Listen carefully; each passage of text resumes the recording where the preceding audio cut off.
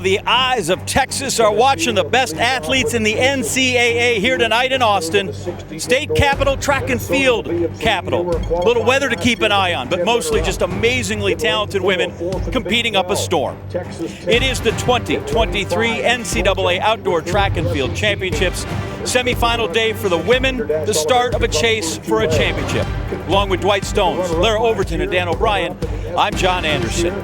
Welcome, everyone, to Mike A. Myers Stadium here on the campus of the University of Texas. Only elite are here. 24 best athletes in 21 different events. The Longhorns are the hosts with the most talented team, but it's time for the UT women to close things out and win a title. That's the whole team story in sentence. Close it out. Too many second-place finishes. This time on their home turf, they need to take home the top trophy, first place. Beyond that, I don't have to get flowery. I don't have to get long-winded. You've got Britton Wilson. You've got Julian Alfred. You got Caitlin Toohey. You got Jasmine Moore. I just kick it upstairs, and you guys can talk amongst yourselves. All right, John, that's a great intro, and you're absolutely right. That's what we'd be talking about up here. Look at what they'll be doing. And Julian Alfred's got a big day ahead of her if she actually does run a leg on that 4x400 relay. Caitlin Toohey, the best in the middle distance and distances this year. Britton Wilson, you can't say enough about her. And Jasmine Moore, she just can't be beaten. And there'll be a whole lot of other people supporting this cast because the team titles are absolutely up for grabs. And it starts right here at the first event, 3 heats of the 4x100 meter relay. Texas has set that record twice this year, including at Texas Relays back at late March. And the meet record is held by LSU, probably not for long. There is lane 6, that's Kentucky, and they will start just outside of Georgia in lane 5. Well, they were second at the SEC Championship, second fastest team in the country. And there you see the third leg. That's Masai Russell. We glanced at her. She's got a busy day. She's going to run the relay here, go to the 100-meter hurdle. She'll run the 400-meter hurdles. She's scheduled to run the 4x4. Don't think we'll see her late in the evening, but the all-star hurdler will go third for the Kentucky Wildcats. Georgia in lane 5, so consistent all season long. There you see Kayla Jackson on leadoff, the freshman. Autumn Wilson, she'll run the second leg. Georgia's going to be a tough team to beat. They know how to get the stick around. Not too many bobbles by them this entire season. You got Tennessee down on the inside. They'll lead off the SEC champion in the 100 meters, Jacia Sears. And Texas A&M out in lane 7. They'll go with Cameron Dixon, a 100-meter qualifier on the second leg for them as well. The qualification for all lane-started races are the top 2 teams across the finish line are automatically in Saturday's final, and then the next 3 fastest times over the 3 semifinal heats. There's a little look at Tennessee in the inside in lane 2. 8 teams in each of these 3 semifinals. That's 24 teams overall. 12 from the West Regional in Sacramento, 12 from the East Regional in Jacksonville. There are the teams, how they line up. Action in the middle of the track, Georgia in 5, Kentucky in 6.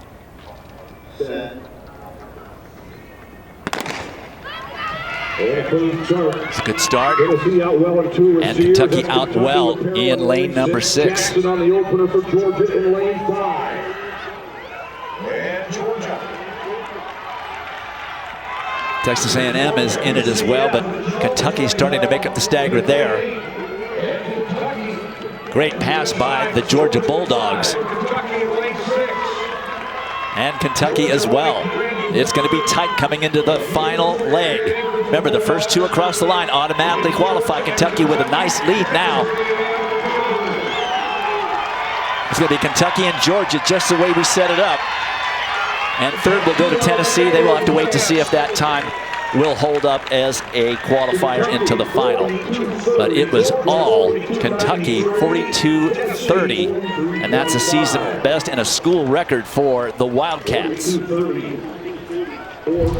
Well, really solid passing all the way around by the Kentucky Wildcats. This is our first exchange over there by the pole vault runway from Victoria Pero to Anthea Charlton. Charlton runs that second leg, which tends to be just a little bit longer. Masai Russell scheduled to run that third leg for Kentucky. There she is, handing off. She threw me off with the braids there. And then it was Karima Davis to bring it home for the Wildcats. But nice, solid handoffs all the way around, and they tie the school record, 42:30. And they accomplished that same time back in 2018. So they're your first two teams automatically into Saturday's final, Kentucky and Georgia. Tennessee at 43:25 has to wait. Texas Tech establishes the bubble time. That means any team that runs faster than they do in the next two semifinals but is not an automatic qualifier will knock Texas Tech out of the finals. As we get ready for the second of those three semifinals. And once again, we're looking in lane 6. The Arkansas Razorbacks, the number 5 team amongst collegians this year. Well, another hurdler getting some love right off the bat here. We talked about Messiah Russell in the last race. This is Kira Nugent, the NCAA indoor 60-meter record holder and NCAA champ. We'll see her later in the 100-meter hurdles as well. She's been working on her speed quite a bit this season. We saw her run a number of 100-meter races, even run 100 at the SEC championships. It'll go at Kira Nugent, and then they'll go all the way out to the 400-meter specialist, Rosie Effiong. She'll anchor this team. Mackenzie Kelly will run third leg. Ariane Litton, there's Effiong, one of the top quarter milers in the country. But Arkansas has gone 43:03 this season. But the ever dangerous USC down there in lane 5, they've run 43:13. They'll lead off with Kaiser Chandler, 100-meter qualifier here. Samira Moody, also a 100-meter qualifier here. We'll see her run that second leg. A lot of young sprinters here with this USC team. You get a completely different bunch in the 4x4 as well, but coached so well by Carmelita Jeter, who just was announced recently the new head coach at UNLV. USC comes in with the number 6 time amongst collegians this season. So the number 5, number 6 in this race.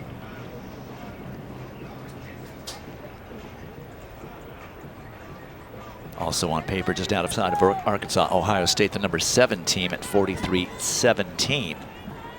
So it should be tight competition in the middle of the track between USC, Arkansas, and Ohio State.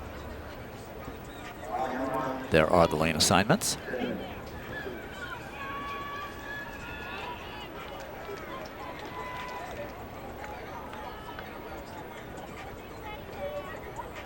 And as we always say, it isn't the quality of the sprinters on the relay team, it's how well they pass the baton.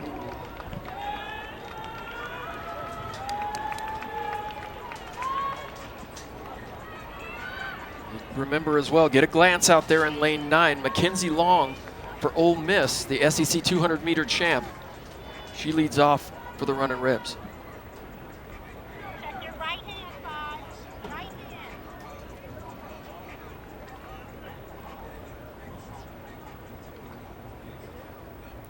The officials have been very, very fastidious about the hand placement in these relays. Yesterday with the men, today with the women.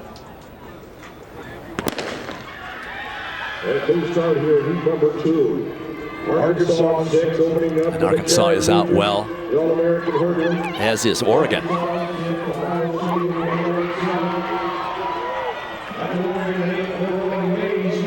Arkansas and USC down the backstretch. Ohio State is also right in the mix. And a look back pass for Arkansas. That's terrible in a 4x1 that really cost them. Arkansas now has a lot of ground to make up. Oregon is right in the mix with Ohio State and USC. Ohio State and Oregon, and now here comes Southern Cal.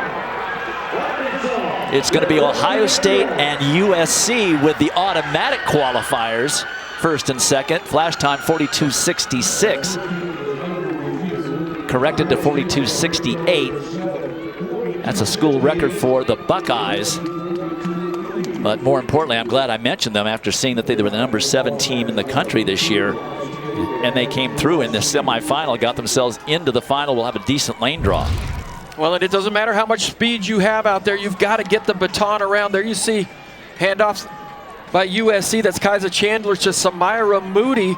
But Ohio State was consistent all the way around, and so was the Oregon Ducks. There you see Jaden Mays bringing it into Shania Hall on that second exchange. Good run down that backstretch by Jaden Mays. But here is the anchor leg by the Ohio State runner Leah Bertrand, just a sophomore, but she had a gap and she was not giving up that lead. Arkansas tried their best to get back in this, but the three out front just did not come back.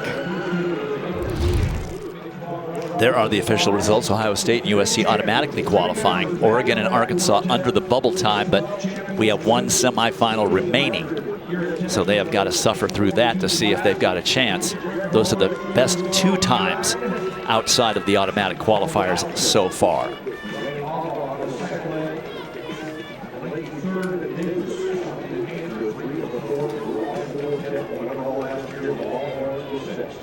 One more semifinal to go. And in this semifinal, the host Texas Longhorns, who are the defending champions and twice the collegiate record holders this year. There is Julian Alfred. She will be their leadoff runner. She is everything for this Texas Longhorn team. Has not been beaten by a collegiate in 15 straight races, going all the way back to 2019. Well, and listen to this lineup. Julian Alfred, she qualified in the 1-2. Here she is in the 4x1. We might see her on the 4x4. Azine Abba, 100-meter and 200-meter qualifier. Rashida Adeleke, 400 meters qualifier. We see her on both relays as well. And Kavana Davis, 200-meter and 100-meter qualifier. This team is absolutely stacked, and had a chance to talk to Edric Floriel, and he said, this is a really close team. I said, what's special about this 4x1 team is that they're all really close. And I said, do you have to be super close? And he said, it makes a big difference. You trust the people coming in, you trust the people going out, you talk to each other off the track, your teammate can pick you up, and you give a little bit extra effort for your friends. It wouldn't surprise me in the least if they dropped an amazing time in this semifinal, because they can do it. They've got the personnel to do it with reasonably safe passes. There are the lane assignments with Texas in lane 6. LSU does have the number 3 time in the country this year. They are in this heat. Those are the favorites to move through. The last time LSU won the championship was in 2018 when Aaliyah Hobbs anchored the Tigers. Sha'Carri Richardson in 2019 when she broke the NCAA record right here in this track. LSU was only 2nd.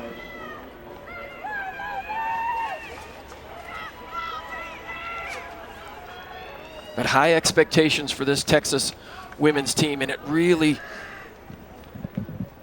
is all about this sprint core.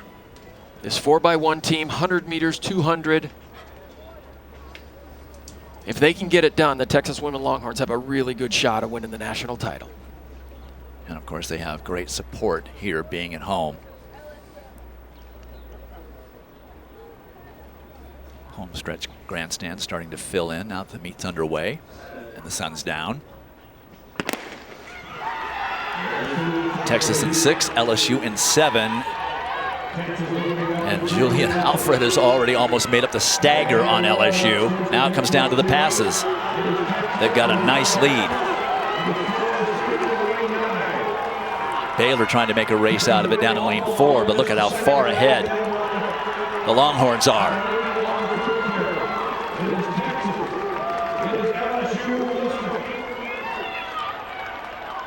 Not the greatest pass, but safe.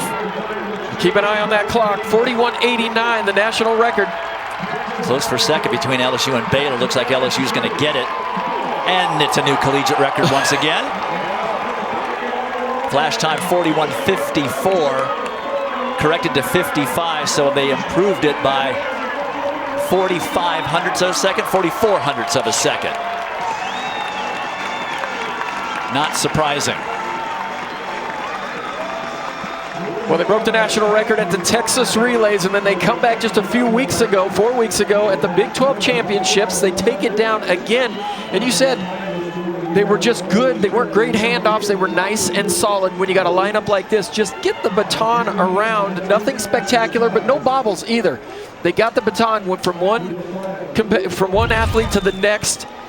No slowdowns. Look at Julian Alfred, had totally made up the stagger in that first 100 meters. Azine Abba takes off, and she got a huge lead by this time. Good look by Rashida Adeleke. little adjustment there with the baton, and that's all right as long as you got a good grip on it. But Kavana Davis has been anchoring this team all season long. This is the same squad we saw at the beginning of the outdoor season, and they have got this thing wired in for sound. And you know, no reason to slow down, no reason to just chill out, run through the line, and another national record. We're hot and off to a good start like we did on the men's yesterday. All right, as a collegiate record, it's an amazing time, but it's also, as a team, they're the 5th fastest country in history. Only the U.S., Jamaica, East Germany, and Russia have run faster on 4x100s, and one of the members is downstairs with John. Dwight here with Rashida Delacaye. I know there's a long way to go, but that seems like a really good start for the Longhorns on the home turf. What did you think of it? No, absolutely. You know, we've been working so hard all year, and you know, that's just an example of what we can do. You know, we're just a talented group of athletes, and I'm glad that everyone can see that now. You've kind of gone away from the 100 and 200 personally into the 400, but why do you still love running on this particular 4x1? You know, the 4x1 has that team aspect. You know what I mean? Track and field is so individual, and being able to come out here with my girls and, you know, run a relay together, it's just so important to have that, you know, that bond, and just kind of exemplifies that. Start of a busy night. We'll let you go, and we'll see you on the track here again soon enough. Dwight, super quick. Yeah, John, amazing. I know it's very warm down there, which is outstanding for sprinting, but I kind of thought there'd be a chance that they might do something special in the semifinal, and they certainly did. There are your advancers to final. Both Oregon and Arkansas did manage to get through as time qualifiers, so it's going to be one heck of a 4x100 meter relay, but can anybody come close to touching the Longhorns? I'm not sure.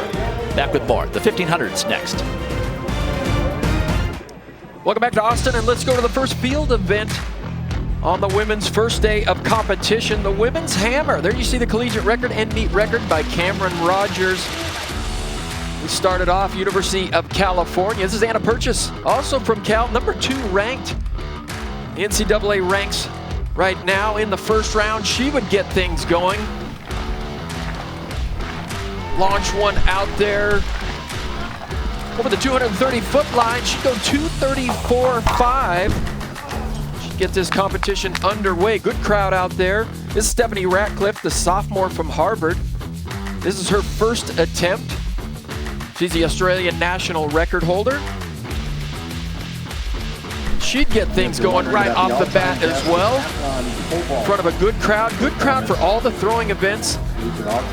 Isolated right behind us here. She'd go 241.7. And that'd be a new Australian national record. Here's Maddie Malone from Auburn, senior. She won the 2022 Penn Relays and SEC titles. Now she stands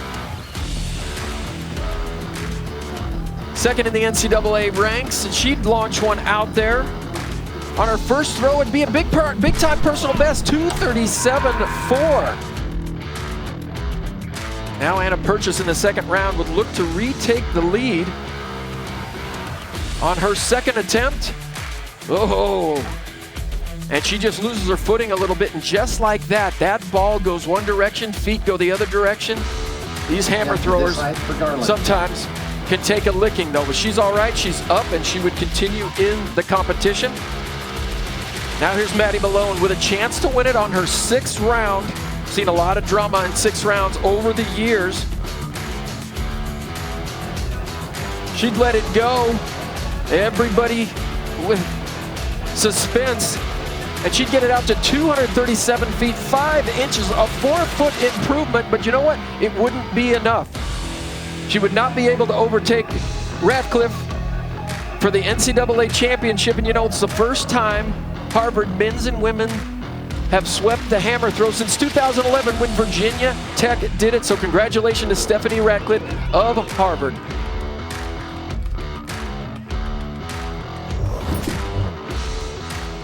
All right, Dan, next event on the track, it's the 1,500-meter semifinal. There are 2 of them. There are the records. Jenny Behringer, now Simpson, still the only collegian to break 4 minutes in the event, and Sinclair Johnson with the meet record. And there is Miss Everything middle distance lately, Caitlin Toohey, the sophomore from North Carolina State. Indoors, we saw her sweep the 3,000 and 5,000 meter titles. Now at the outdoor championships, she's not only going to aim to defend her 5K title, but also here in the 1,500. So that difficult double, and she'll get things started here looking to qualify in the 15. Already a little bit of traffic as people are really anxious from the gun. There are your list of competitors. There are 12 competitors in each of these 2 semifinal heats. The first 5 across the finish line will automatically qualify to Saturday's final, and then the next 2 fastest times over the 2 heats. They're looking for a 12-runner final.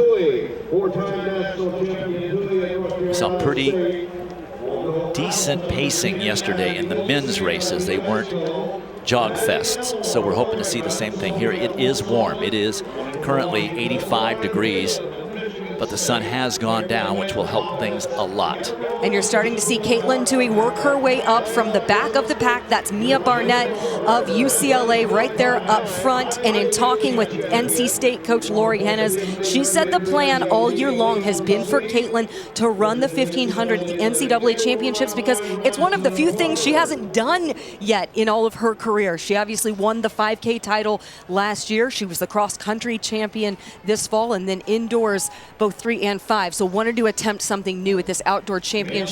Just under 67 seconds for the first 400, 66.9 as Barnett continues to lead, and that is alongside her Maya Ramsden of Harvard, and also keep your eye on Sophie O'Sullivan of Washington. Hip number 8 right there. She set the outdoor division leading mark at that West quarterfinal in a personal best 4:08.06, part of a very strong contingent that the University of Washington has in these women's distance events. Some team implications here for the Florida Gators with Gabrielle Wilkinson of Florida. You can see they're in the blue singlet right there in the middle of the pack. They would like to see her get through and score some points in this event. Gabby Wilkinson, one who has been relied upon to score in the 800 at the NCAA championships, a big part of their team title last year. Now jumping up to the 1,500 for more point scoring opportunities, and we're starting to see Caitlin Toohey move up onto the shoulder of UCLA's Mia Barnett. Also up there close to the front from Utah, Simone Bluard from Canada, from French Canada. 69.1 on that second tour of the track, so 2:16 for the 800, and Caitlin Toohey right where she wants to be, pretty much in control, running on the outside of lane 1, right next to the leader, Mia Barnett. And although it has been a record, and we see trouble right away, Barnett just gets tangled up, and that is devastating to her hopes right there. Tough to recover this late in the race from something like that as Toohey then goes into the lead. Sophie O'Sullivan of Washington right there on the rail. Bluard is there as well. And Ramsden as they get ready to take the bell.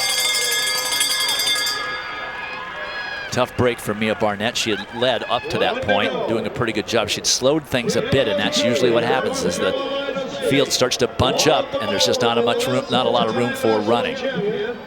Toohey, followed by O'Sullivan and Bluard. 65 seconds for that lap, mostly because Toohey was starting to push the pace.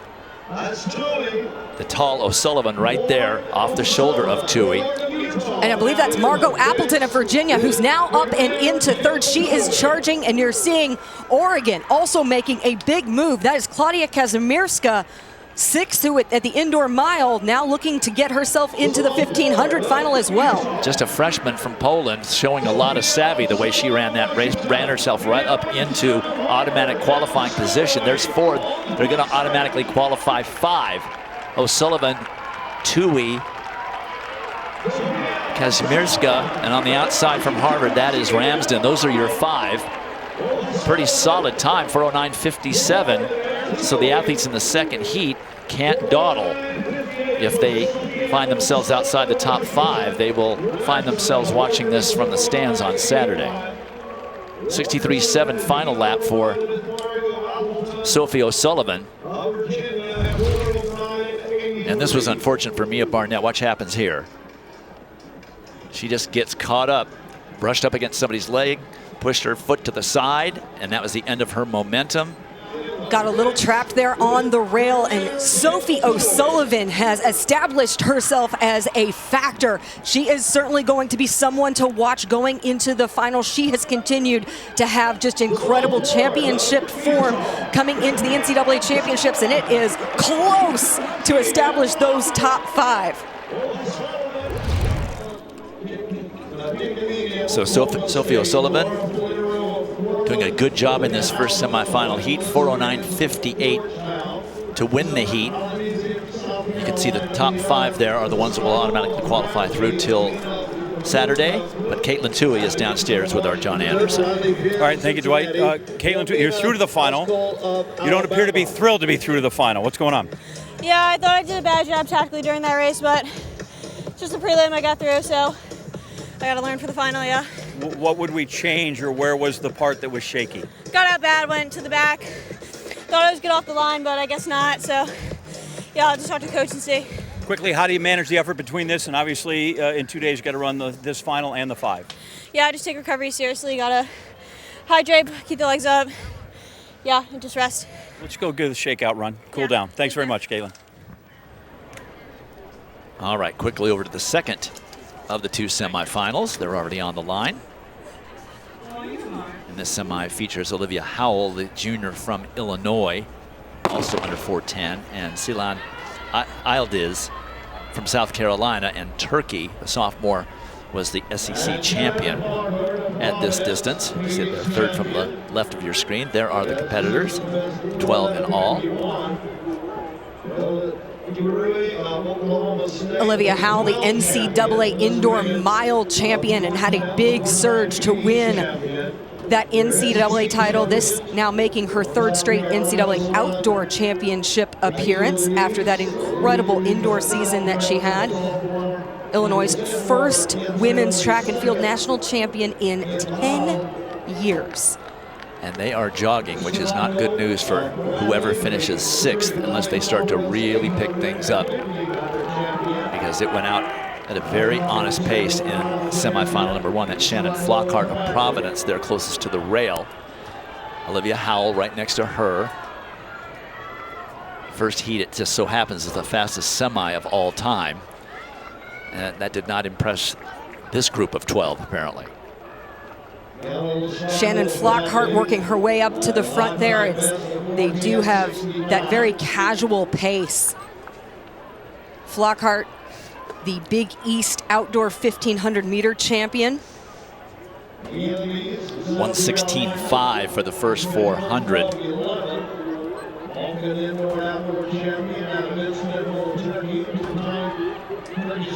You're seeing among the group now starting to move up from Cincinnati, Riley Penn. Somebody's going to have to start stretching this out, and it looks like Flomena Asicola of Alabama is among those who are going to start maybe pushing this pace just a little bit if they're going to make things a bit more honest. Otherwise, it is shaping up to be a sit and kick scenario as Melissa Riggins from Georgetown puts a big surge in. And here is Silan Yildiz on the outside in the all black there of South Carolina, hip number 7. She likes to sit and kick. She's really running relaxed and confident right now. Saw her at the SEC championships, just looked incredibly smooth in that performance. You have to worry about crashes and burns when you've got a pack that's that close together. Now they're starting to stretch out a little bit, just under 2:30 for the 800. They put a 71-second lap in, so a bit of an improvement there, which has stretched things out a bit, but still we've got athletes that are out close to middle of lane 2. Olivia Howell looks to continue to just be so poised there up front, and she is running with such great confidence, not just because of what she did in the indoor season, but she also has continued to improve her 800-meter speed. She set a PR of 2:02.5 at the end of April and defended her Big Ten title, now is just cruising into the NCAA Outdoor Championships, and now we are going to have a furious final 400 meters. The pace went out so slowly, there should be a lot of run in a lot of these women, but they've got to find room to run. And they'll run the extra distance on the curve just to stay out of trouble. Yeah, Izzy Thornton-Bott of Oregon running a lot of extra room there on the outside to get onto the shoulder of Olivia Howell. Howell starting her kick from quite a ways out, 64-second third lap. So they started winding it up pretty early. For Oklahoma State, that is Bila Jepkuri, the freshman. She's in the mix. Remember, it's the first 5 across the line. And I'm not seeing Aldis in that first 5 yet. That's a little bit surprising. Shannon Flockhart looks incredibly relaxed at this point as she has herself in a pretty comfortable position. She's starting to gauge where she is position-wise, with the rest of the field getting a little bit quick.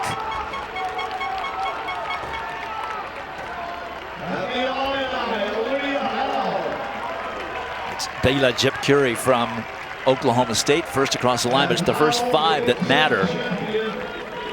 And the SEC champ, Silan Aldis, is finishing last. I don't know what happened to her, if she got knocked or what happened. 31.3 for the last 200, 61.01 for the last 400 for the freshman from Oklahoma State. But that's got to be a disappointment for the sophomore from South Carolina. Such a tactical race, and it was set up to have so many people in the conversation. There were about 10 people that could have been in that top 5 in the final 400 meters, and there you see how everything shook out in the end. Jepkuri getting in for Oklahoma State, winning that heat and bringing the rest of the field behind her. Pretty strong closing kick for her, a lot left in the tank when you have as pedestrian of a first 800 meters as they did. 9 seconds slower than heat number 1, but they're the top 5 are those who will automatically qualify. They're the only qualifiers from this heat. Number 6 and 7 from heat number 1 will advance. And when we return, it'll be time for 2 heats of the women's steeplechase. All right, John, next event on the track, 2 semifinal heats of the steeplechase. There are the collegiate and meet records, both by Courtney Wayment.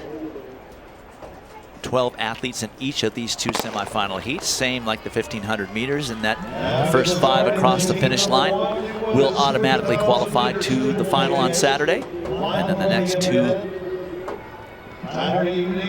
times on time. So looking for a 12-runner final on Saturday. Dwight, you mentioned the collegiate record of Courtney Wayment. That was set just last year in the championship, and there are a number of athletes who are a part of that field who are back and competing this season. There you have a list of those competing in Heat 1 of the steeplechase.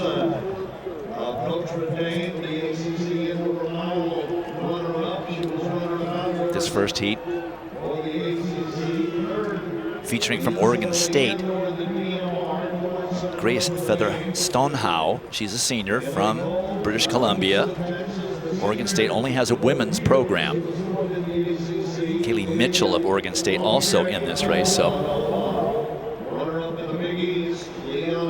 she is currently in the lead. And also Elise Thorner, the junior from New Mexico and from Great Britain. Elise Thorner among that field last year in that collegiate record-setting race. She was 5th in the steeple last year. This season, 3rd best time among collegians in 2023. That was a 9:39.39, and that stood as the collegiate lead among Division I athletes for the majority of the outdoor season. And when you're looking at the 2 heats of this steeplechase, this is the more manageable heat of the 2 if you're looking to qualify through and being very tactical. And you see we have 2 New Mexico athletes among this field. They're wearing those turquoise jerseys. They save those for the NCAA championships. That's the only time they get to break out the turquoise jerseys. They have a dozen athletes, so calling themselves the Turquoise 12 among the men's and the women's programs, representing New Mexico. Also right there along with her from Notre Dame, that is Katie Thronson. Previously competed at Tennessee, enters the NCAA championships with a season best number 7 time among collegians. So as they take the water jump for the 2nd time, we've got the race pretty well underway. They'll come around with about 5 laps remaining. We'll step aside for a moment. When we come back, we'll show you the conclusion of this first semifinal heat.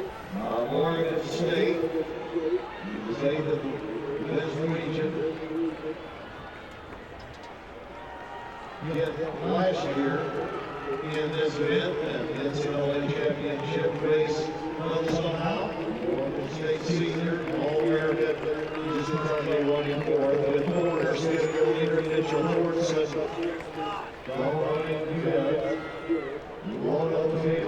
Latima, she wearing in number 7, looks at 8.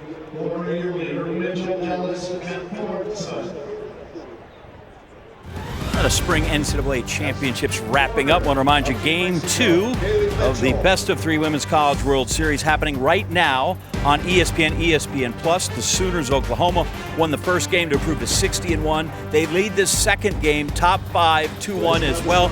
So my thought is, they're 9 outs away from a natty and a three-peat, and their record 53rd straight win. If necessary, that's a big saying. They'll play tomorrow night. But right now, the Sooners over Florida State, and that's over on ESPN. Dwight? All right, John. Just less than 3 laps remaining now in this steeplechase. A little group of 4 broken away. Elise Thorner, Kaylee Mitchell, Grace Feather-Stonehoff, and Angelina Ellis are in that group of 4. 2 of them from Oregon State, 1 from Butler, and 1 from the University of New Mexico. They've been on a very comfortable pace through this point, 9:48, very manageable for the caliber of athletes that you have in this field. And the 2 Oregon State athletes, Feather-Stonehoff and Mitchell, doing a great job of using one another to surround themselves, kind of surround Elise Thorner and the lead that she has had for the majority of this race. Feather-Stonehoff, the Pac-12 Athlete of the Year, Track Athlete of the Year, winning not just the steeple, but also the 5,000 at the conference championships. And both Oregon State athletes have been among the top 5 in terms of 2023 season performances entering the NCAA championships. And those 3 have now well separated themselves from Angelina Ellis. And then you also have New Mexico sitting back, looking to secure 2 of the top 5 finishes in this heat with Maisie Grace. 2 laps remaining now, this group of 3. Thorner, Mitchell, and Feather-Stonehoff have things under control, about 9:50 pace, so certainly within their capability, but it is warm. The steeplechase water jump probably feels a little better than it normally does in heat like this. Starting to see those 3 really take command and take charge. They've done a great job of using each other over the entirety of this race, making this qualification pretty manageable for those 3, given the times that they have boasted so far this season. Love the teamwork that you've got there up front. That's Angelina Ellis of Butler, the Zionsville, Indiana native, who has just shown incredible improvement in her time as a Bulldog. Pretty critical water jump here. This is when the fatigue is heavily setting in at this point. It's not efficient to land with 2 feet in the water jump. You lose a lot of momentum. And this event is technical. How to take these barriers as you're getting more tired. How to take that water jump 7 times as the fatigue sets in. That's the real challenge of this steeplechase event. As they come in, they're going to get the bell. Still the same 3 up front: Thorner, Mitchell, Feather-Stonehoff, then Ellis, and then Maisie Grace trying to sneak into that top 5 automatic qualifiers. Then you have 2 New Mexico and 2 Oregon State in the top 5. Good scoring opportunities for both teams. And this is incredibly advantageous for their hopes in the final because of how easily they've been able to manage the course of this race and how conservatively they have been able to run. As you see on the backstretch, Oregon State starting to make a move. Mitchell gonna quicken things up in anticipation of that final water jump, brings her teammate right there along with her. But now we have a really interesting fight for those 4th and 5th positions to automatically qualify, because Dwight, it's unlikely you're gonna get a time qualifier out of this heat with as slow as it went early on. And I'm sure those athletes that are fighting for those final spots realize that, and how you take this water jump is going to have a lot to say about it. Angelina Ellis responded really well out of that last water jump. She's in fourth, but here is a charge coming. Looks like Maisie Grace is back. They're going to put herself in the fight as New Mexico looks to advance too. Oregon State looks to advance too. Here comes Grace. There are 3 people fighting for 2 spots. And it looks like Macy Grace of University of New Mexico was one of those top 5. It was very close, blanket finish, maybe because she was closest to us. It made it look like she got through. We're waiting for the official result. It was Mitchell winning the heat over Thorner and then Feather Stonehoff, then Angelina Ellis. And now they're adjudicating that 5th place. It was Grace of University of New Mexico. She got the 5th and final automatic qualifying position. And let's see by how much. By 1/100th of a second. Watch how close this is between 4th or 5th, 6th, and 7th. Let me correct myself again. 4th, 5th, and 6th. Those 3 right there are fighting for 2 spots. Grace does a great job. She bounded out of the water jump, and that was really what projected a bold finish to the line, charging there to capture that critical place. Callie Doan, who is in the middle of that pack of 3, was the odd one out. She got 6th, and unless they really underperform in the 2nd semifinal, only the top 5 are going to advance from this 1st semifinal heat.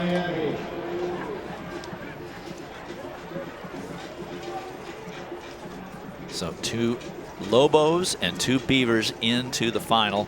They'll have 4 of the 12 spots in Saturday's final.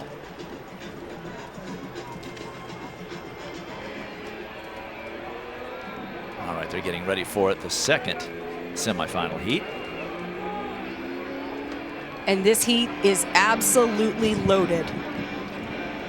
Leading the conversation, Greta Karunaskaita of California Baptist, who ran 9:26.88 at the NCAA West Regional Meet. A PR by nearly 10 seconds. So we also have Kaylee DeLay of Washington in this field, the NCAA runner-up last year.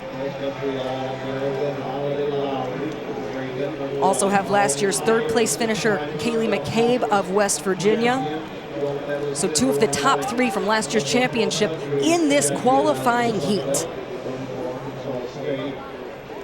For those unfamiliar, California Baptist is in Riverside, California.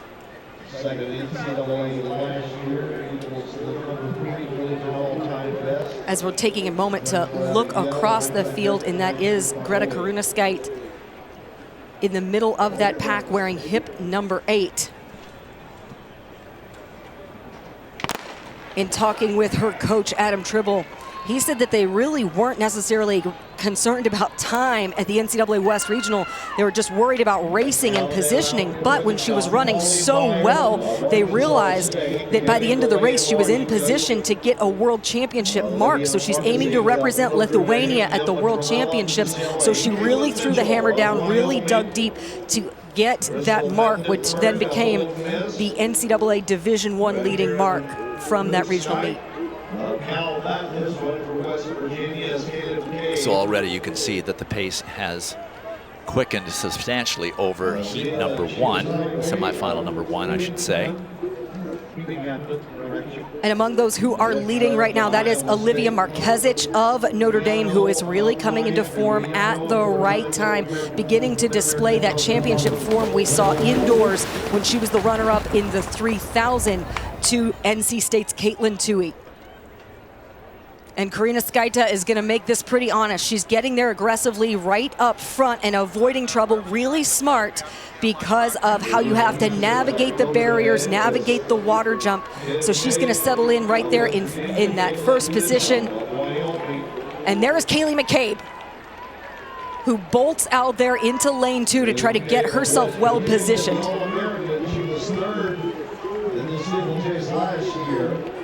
McCabe, an incredibly talented steepler. She was the 2022 Canadian national champion and was in the thick of it last year at the NCAA championships. A really strong racer, incredible steeplechase athlete, and right now comfortably positioned within that top 4.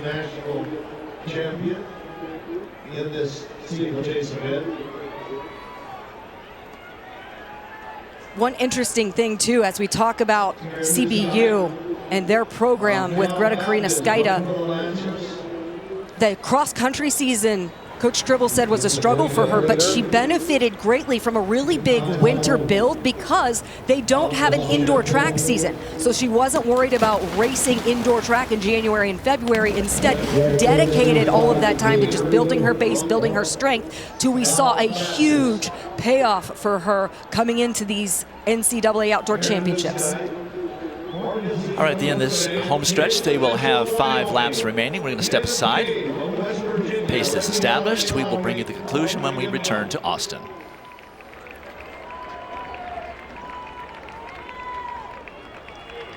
With 45 to 46.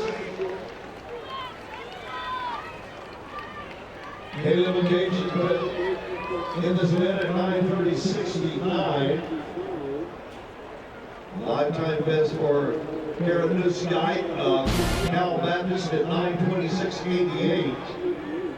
To the fastest in this heat with Newsky and McCabe. Kiesick of Notre Dame, she's your leader.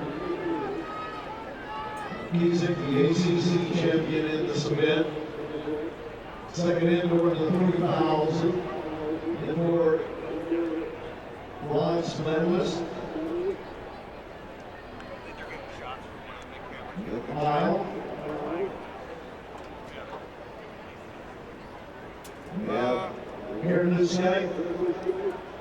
Back to the steeplechase with 2.5 laps remaining.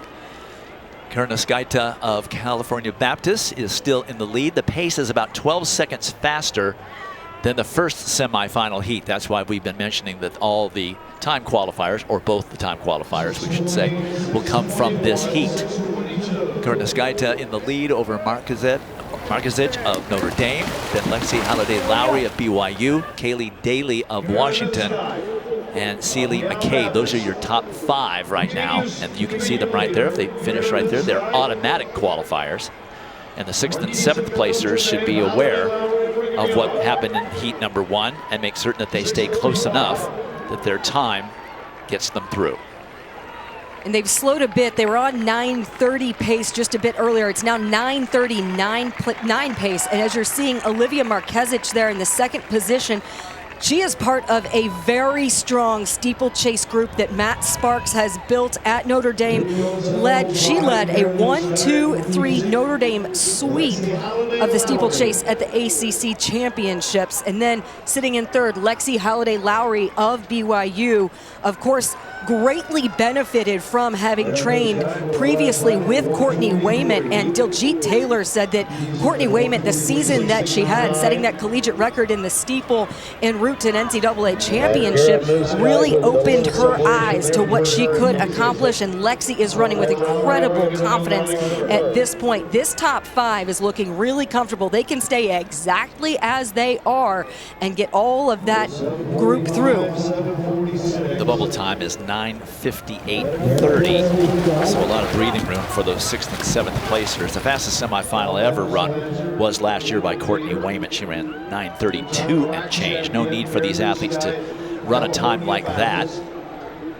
They're pretty comfortably in positions to automatically qualify as they're coming up to get the bell.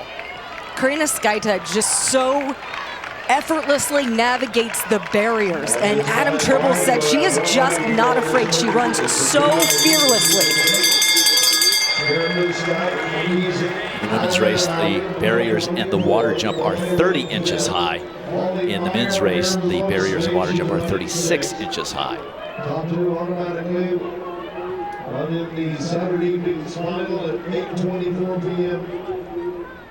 And Karina Skaita has not wavered at all in the form that she is finding over those barriers. Marquezich has responded incredibly well. Every time Karina Skaita has thrown down a bit of a surge, Marquezich has responded immediately, hung right in there with her, and Lexi Halliday-Lowry looks very comfortable as well. So now this group is closer to 3 than the 5 that they did have.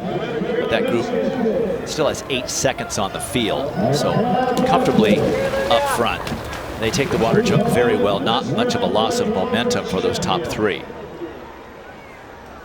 Steeplechase has only been an event at the NCAA level for about 20 years.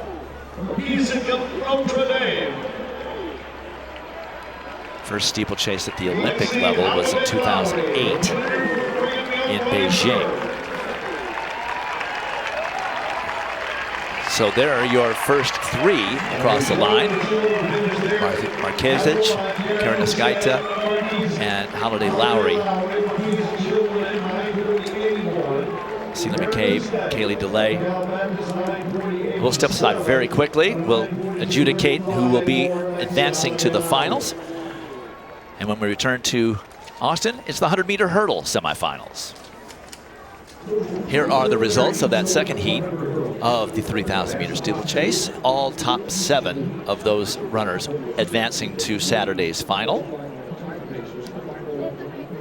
And there are your advancers to final. It's a 12-runner final that we will see on Saturday.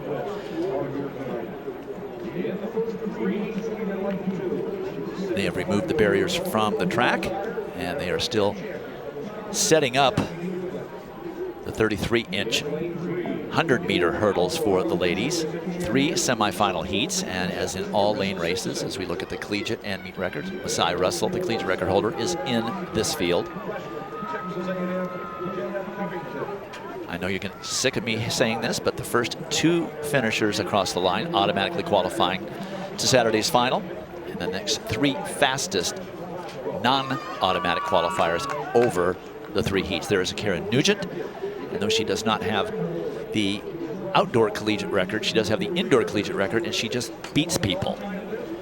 Well, we saw her running the 4x100-meter relay. Here she is in her specialty, the 100-meter hurdles. She was second at the SEC championships.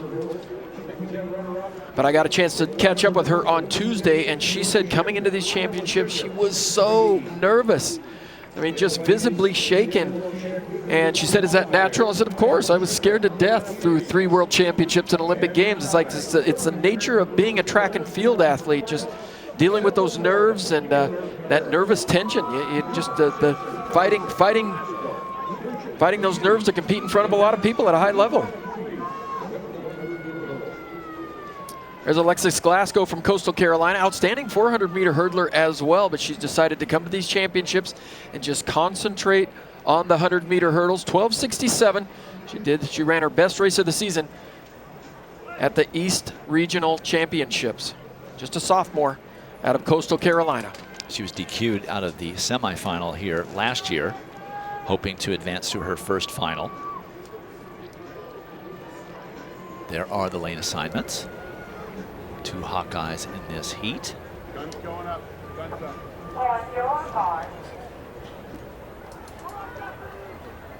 But on paper, Karen Nugent head and shoulders above the rest of the hurdlers in this heat.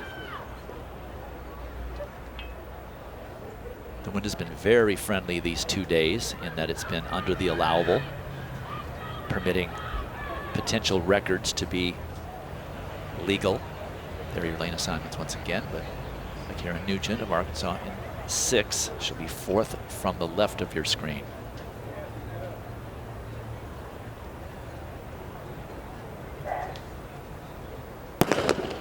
Nugent stands right about the blocks. Glasgow got a great start. It's Glasgow, now Nugent separating herself. Karen Nugent now dominating. It's going to be Nugent and Glasgow, your automatic qualifiers through to Saturday's final. 12:54. And a 0.5 trailing wind, so well under the allowable, just about a mile an hour of trailing wind. Well, and in the hurdles, you do need to get your head up pretty quick after about the first 2 strides, but you don't need to see it coming out of the blocks. But look at Kieran Nugent. We know what she can do indoors. She's the NCAA record holder indoors over 60. That's just 5 hurdles. She's been working on the last half of her race, but look at her come off the hurdle, step down, and run to the next one. Great concentration there, and good run through the finish. She's going to really need to refine that second half of her race if she's going to compete against the likes of Masai Russell and Aaliyah Armstrong. Just a little off of her personal best with that 12:55 and Glasgow at 12:90. They automatically qualify to the final on Saturday, and Kara Nugent is downstairs with John. All right, let's talk about this. Luckily, it's not the final. We shake some things out here in the prelims. How did you think the race went? The race went really well. I think that I executed the way that my coach wanted me to execute it. Now I just got to refocus for Saturday. How do you stay calm? Because you know Saturday's the big one, and make sure you just get through this safe. The most important thing for me is that I have to trust my training, trust the instruction that my coach gave me, and most importantly, give it all to God at the end of the day. We'll see you in a couple of days, all right? Thank you. Enjoy. Dwight, heat one of what is really the showcase event of this championship. Yeah, no question, John. The women's hurdles in this country has just gone nuts over the course of the last decade. Dominate at the Olympic level and world championship level as well, just because of this. Karen Nugent, by the way, never mentioned, she is from Jamaica. As we get ready for the second semifinal heat, this is the collegiate record holder, Masai Russell. But I mentioned what I mentioned about beating people. She has the record, but she does not have titles. Certainly looking for the big one here in Austin. Well, and she was third place at the SEC Championships behind Aaliyah Armstrong and Akira Nugent. But Lonnie Green, her coach, he called it indoors. He said if somebody is going to beat Masai Russell, they're going to have to break a national record. And Akira Nugent certainly did that. But yeah, she set that collegiate record here at the Texas Relays, and it was a really windy day that she just caught it on the right time. It was under the allowable, but this is one of the most watched and most looked at collegiate athletes in all of the United States. A young lady from Potomac, Maryland. She got a ton of social media followers. A busy day for her. 4x1, 100-meter hurdle, 400-meter hurdles coming up later in the program. There are your lane assignments with the collegiate record holder in lane number 5. She is a senior. This is her last chance to win a national title. She was third at the conference meet 3.5 weeks ago, behind Nugent and Aaliyah Armstrong, who we will see in the next semifinal heat. Great training group for her at Lexington, Kentucky. She's going to stay there when she completes her final year of college. She trains with Devin Charlton, the Hamium national champion in the hurdles, also a finalist at the World Championships last year. But I asked her, is she going to be sad that she's saying goodbye to the 400-meter hurdles at the end of the season? She didn't seem that reluctant to say that she was sad to see it go.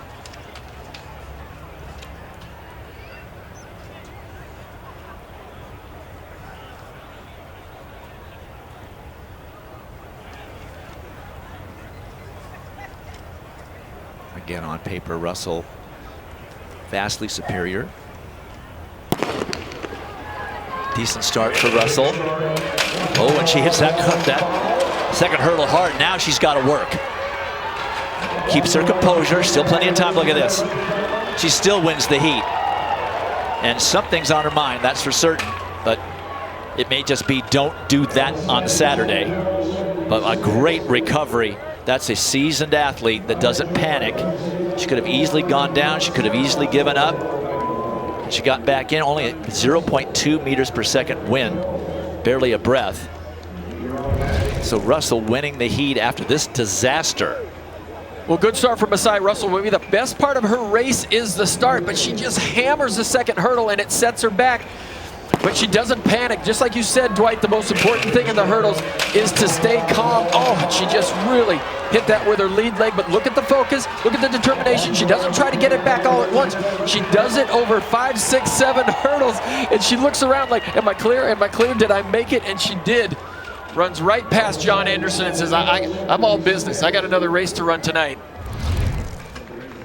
12:76, certainly not the time she was looking for, but she was in the right heat to run a 12:76. She still wins the heat, and Renaya Jones of UCF, they both automatically qualify. Paula Solomon will have to wait to see if that third place time holds up as we get ready for third and final semifinal.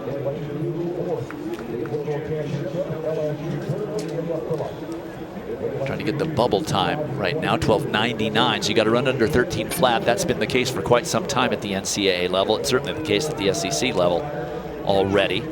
As we're looking at Aaliyah Armstrong, she will start out in lane 5. Well, just went crazy at the SEC Championships, and when asked about running such a fast time, all conditions 12:31 at the SEC Championships and taking the title.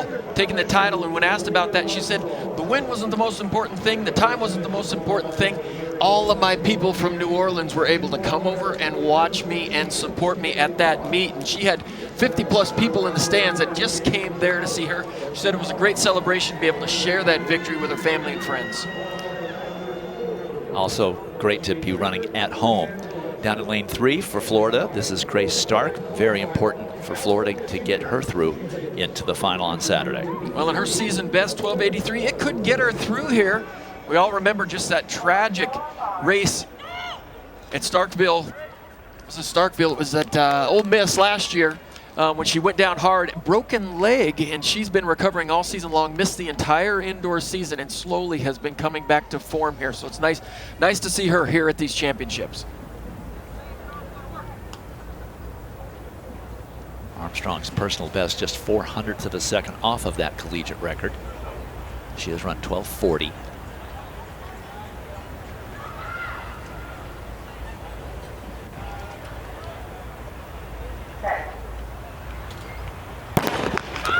Armstrong with a good start. She's already in the lead. She had a teammate, Leah Phillipson, lane 2, but it's not going well. But it is all Aaliyah Armstrong. And then in number 6, Taylor Bonds of Arizona comes up over the last 3 hurdles to get the second qualifying position. 12:53, the flash time. Corrected to 12:54. No wind whatsoever. So Armstrong wins it. It was Bonds of Arizona getting second at 12:75. Well, there you see Aaliyah Armstrong with a white top and the purple bottoms there. Good start for her. She's an outstanding starter. You can see the technique's just a little bit different than Messiah Russell. Messiah Russell likes to put her chest down, really attack that hurdle. Aaliyah Armstrong, she stays up and just runs. Look at the shoulders, look at the head, barely move, but in good conditions and on a fast track like this, these hurdles come at these athletes so quick. And it's just managing your speed and just getting ready for the next hurdle. You come off one hurdle, you have to get ready for the next. Grace Stark of Florida ended up 3rd with a time that probably will advance, but John Anderson is downstairs with Aaliyah Armstrong. I do have Aaliyah Armstrong after her win in her thing. So first thing is we got to get through. So that's done. So overall, great performance. Break it down from there and how you felt about the race. It wasn't one of my most explosive starts, but I was pretty satisfied with how I recovered and came back. I really just wanted to qualify and just get through. That was the main thing, have a clean race and not have any falls or injuries. So over the next 48 hours, do you re-examine that race? Do we go, what can we improve? What can we do? How do you approach improving so you're better in the final? Just studying my craft all tomorrow, receiving everything that God has for me. Just keep praying that He has a good execution in the final so that way I have a successful Saturday. We hope you're back to defend your title on Saturday. We see Aaliyah Armstrong, Rhinestone Queen, Dwight. Thank you. All right, John. Well, just 1/100th of a second separating Armstrong and Nugent, with Messiah Russell recovering from that disaster she got through. There are your advancers. And when we come back, we will keep running fast. They'll take the hurdles off the track and run the same distance. 100 meters is next. Boy, isn't it the truth? 4 Texas Longhorns in one heat, all next to each other as we look at the collegiate and meet record set here 4 years ago. Sha'Carri Richardson running that 10:75, breaking a very old record of Dawn Sowell from the same school. She had to do that just to break the school record. And in the middle of the track, in lane 5, we saw her lead off the 4x100 meter relay collegiate record earlier. This is Julian Alfred, the junior from St. Lucia. There is Hazina Abba, her teammate, right next to her, and there are 4 of them in a row. Kavona Davis on the other side of Julian Alfred as well. But Julian Alfred, probably the most decorated of all the Texas runners. This Texas team really relies on her to set the pace. Lene Thomas down there in lane 2. But Dwight, 4 personal bests under 11 flat in this heat. And only 2 automatically qualify through to Saturday's final. Conditions were absolutely perfect in 2019 when Sha'Carri Richardson broke the record. Conditions are good tonight. We've seen that the wind is down. The biggest tailwind we saw in the hurdles was 0.5.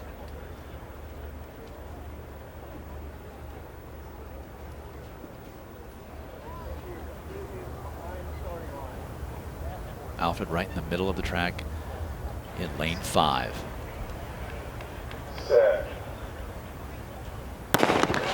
That's a good start for Alfred, as it is for Abba.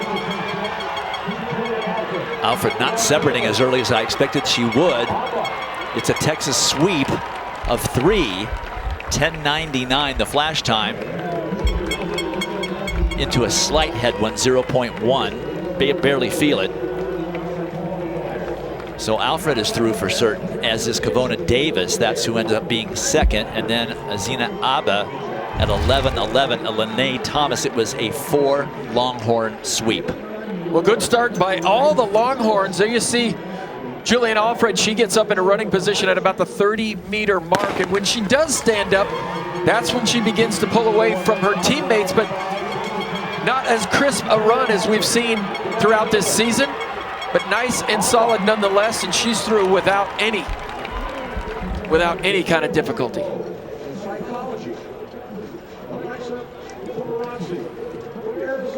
So the whole team finishes 1st through 4th. It's all Texas. And that makes the bubble time 11:27. So that's what they've got to look at for the next 2 heats. Thankfully, the wind isn't all over the place, giving anyone an advantage or penalizing anyone.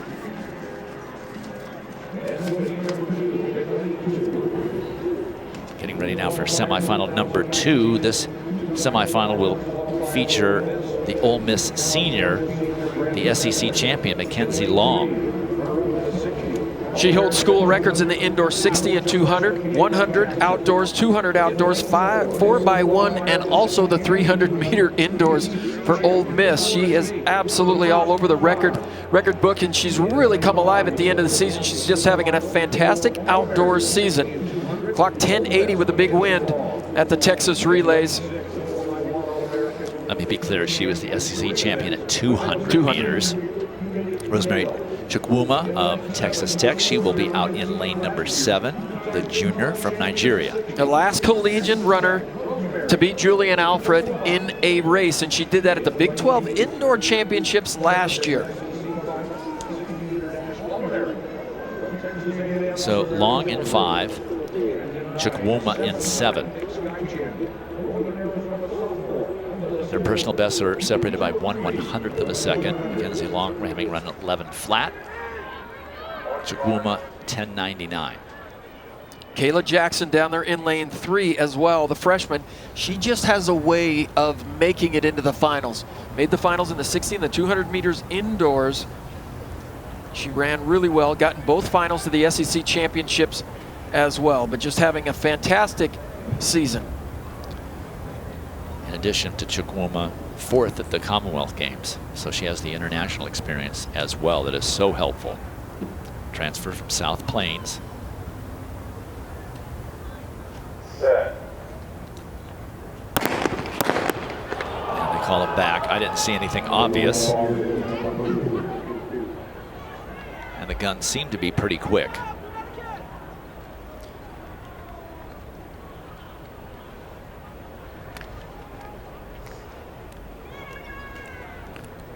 Georgia freshman Kayla Jackson has that insulin pump on her arm. Yellow card, we're being told, so maybe a technical problem with the timing, or they're just going to admonish someone that they need to come to a full. They're warning that they come up and get into set position, not just keep rolling.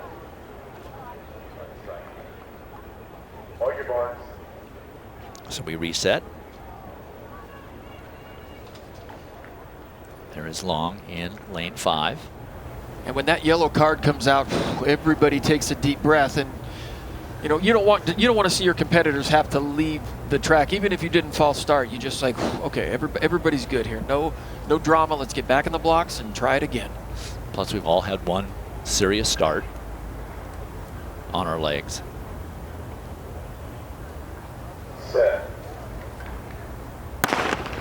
Good reaction to the gun by Long, but a better one by DeFrond of Florida State. Kayla Jackson, and down in lane 2, she looks like she's going to win the heat, unless in lane 7, that was Chukwuma, who came up the last 25 meters to overtake the freshman from Georgia. 11:01 is the flash time, and that holds up as the actual time, just at 0.1 meters per second. Kayla Jackson, the freshman, does get through automatically with 11:08. Mackenzie Long was third at 11:13.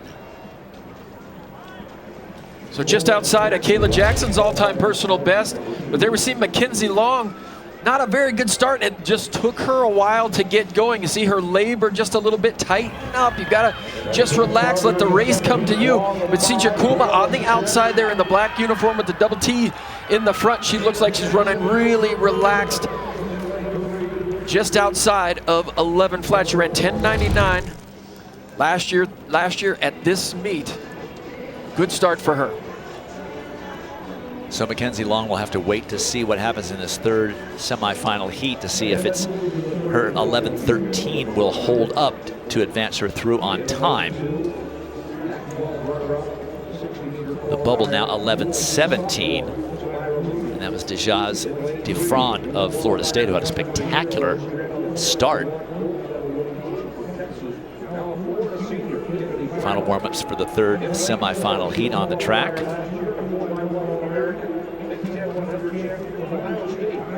And it's Jacia Sears of Tennessee, the senior, transferred from Miami.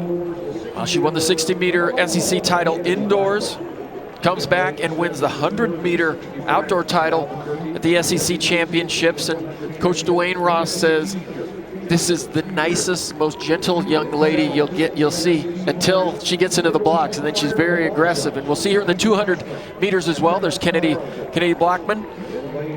She was second at the West Regionals.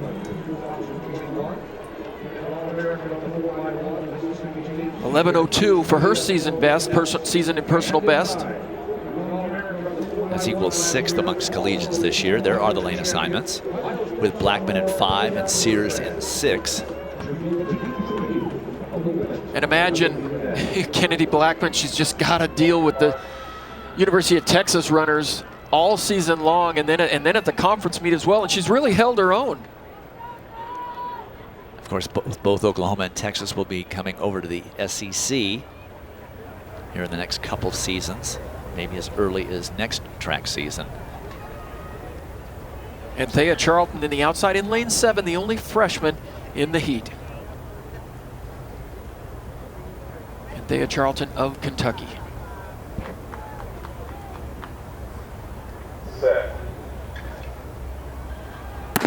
Long hold on that one. Good reaction by Blackman, also by Samira Moody of USC down in lane 2.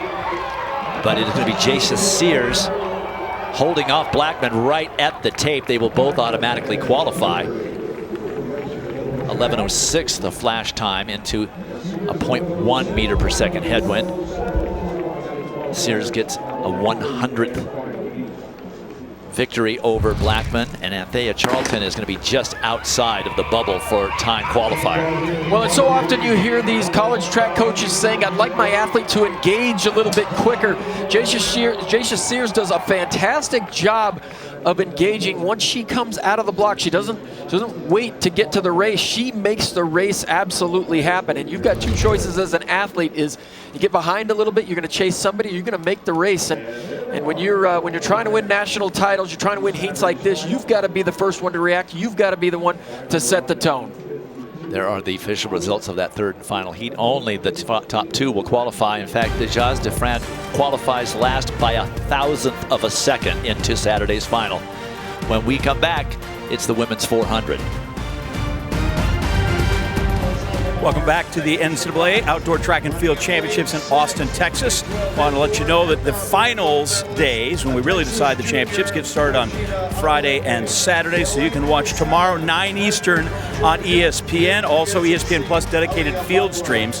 For more information, go to NCAA.com, your home for all 90 NCAA championships as we get ready for the 400-meter hurdles.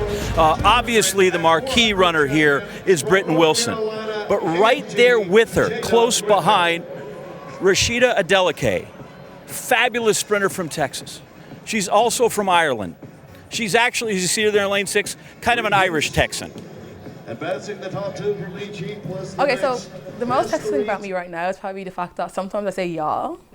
So usually I would say yous, because that's what we say in Ireland. So like, oh, where are yous going, or how yous doing and stuff. But now I'm like, oh, where y'all going? What? Oh. And when I go back to Ireland, they're like, some of my friends are like, oh my God, you have an American accent. I'm like, no, I don't say that.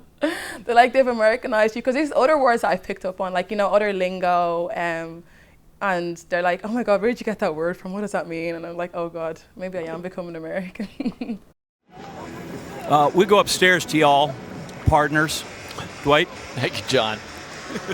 Adeleke was part of that 4x100-meter collegiate record we saw earlier to open the show. She'll be starting in this 400 meters, her specialty, in lane number 6. Well, she can run a lot of different distances, 100, 200, 400. I think she's going to challenge for the title. I think she'll get through here, give Britton Wilson a run in the finals. Getting a chance to talk to Edward Florial. He said he'd like to see her run more 100-meter races because she owns every Irish record from 60 meters to 400 except for the 100. That's how good she is.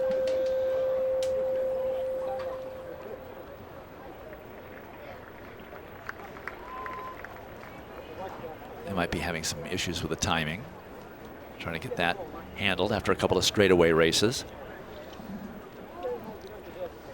Not to be ignored, inside of Adeleke in lane number 5, the sophomore from Arkansas, Nikisha Price, also from Jamaica, a transfer from Iowa Western Community College, number 7 amongst collegians this year. Arkansas is just loaded with quarter milers.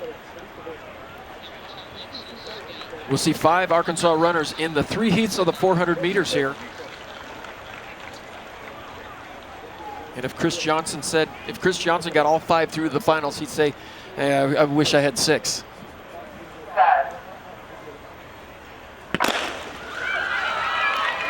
It's a lane race, so the first 2 finishers will automatically qualify through to the finals. And then the next 3 positions on time over the 3 heats.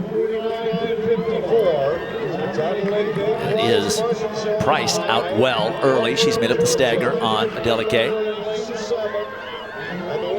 And out in lane 8, that is Alyssa Marsh of Ohio State going well.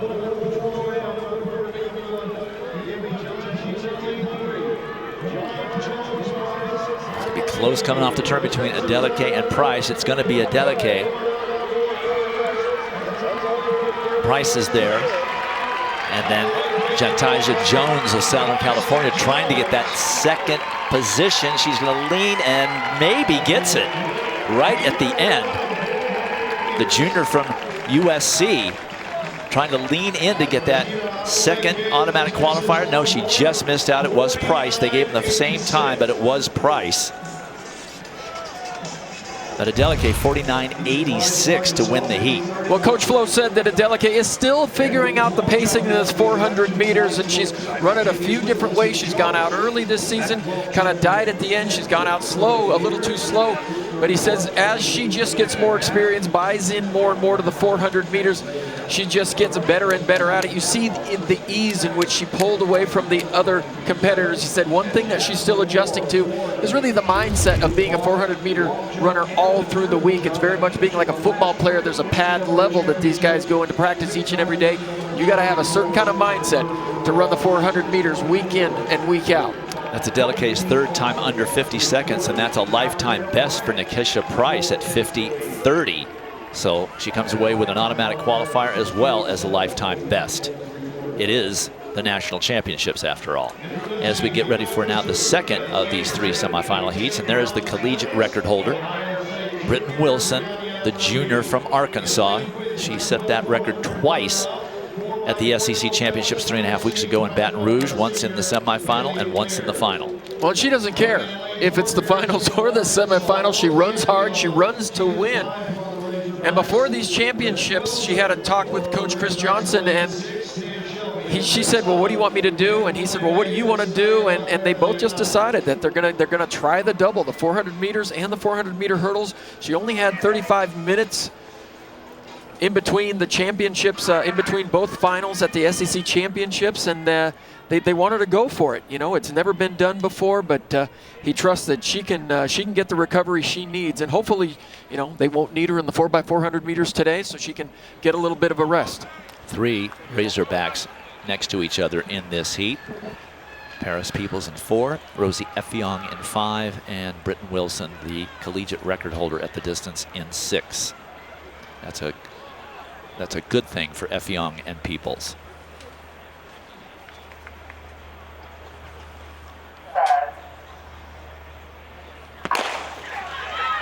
Collegiate record is 49:13 by Britton Wilson. And out quickly is Jaden Wood of Ohio State. Out in lane 8, she's made up the stagger, but there goes Britton Wilson. She steps out on the gas. Well, and she is just a great example of turnover. She has just incredible turnover and just an absolute metronome in timing, and she just never seems to slow down. Britton Wilson dominating. Her teammate Effiong will come off second. All right, now let's keep a look at that clock. She was this far ahead at the SEC championships when she broke the record. We're watching then. And she just misses it. 49:37, that's her. It's a meet record, at least, breaking the meet record of Athing Mo, the Olympic champion and world champion at 800 meters. You might remember in the Olympic years, she only ran 400s for the speed work. Well, you think about the Bowerman Award at the end of this season, it's going to be really hard if Julian Alfred continues to run the way that she's running. Britton Wilson, but just look at this. She just is running at another level. She doesn't look tired. She doesn't look fatigued. And she just keeps motoring. She's just an engine out there. She did drag her teammate Rosie Effiong with her into the finals. So an Arkansas sweep of sorts, with Bailey Lear of USC finishing 3rd. But I believe that is Britton Wilson's 2nd fastest 400. I think she ran 49:39 in the semifinal at SEC. So she just keeps on going. She might give us something special to remember on Saturday in the finals. Also, remember, she's just a junior. 3rd and final semifinal heat of this 400 meters. And there is Talitha Diggs, and she was last year, 2022, she was the Britton Wilson at the NCAA level. And what's amazing, after that season that Talitha Diggs had last year, we thought that was as good as it can get for a collegiate 400-meter runner. She wins the NCAA indoors, NCAA outdoors, U.S. championships, and then she's on the 4x400-meter relay at the World Championships that wins the gold medal. And I think she was a little bit exhausted from that season. There we see Jameisha Arnold in this race having an outstanding season as well, from Texas A&M, transfer from Coastal Carolina. She's ranked in the top 5 in the 400 meters as well. But Talitha Diggs, you know, just hasn't quite come alive yet. She ran better races at the SEC championships, but she continues to improve every round. She looked good at regionals. And also important that Diggs gets through from a standpoint of Florida's team title hopes. Arnold in 6, Diggs in 7.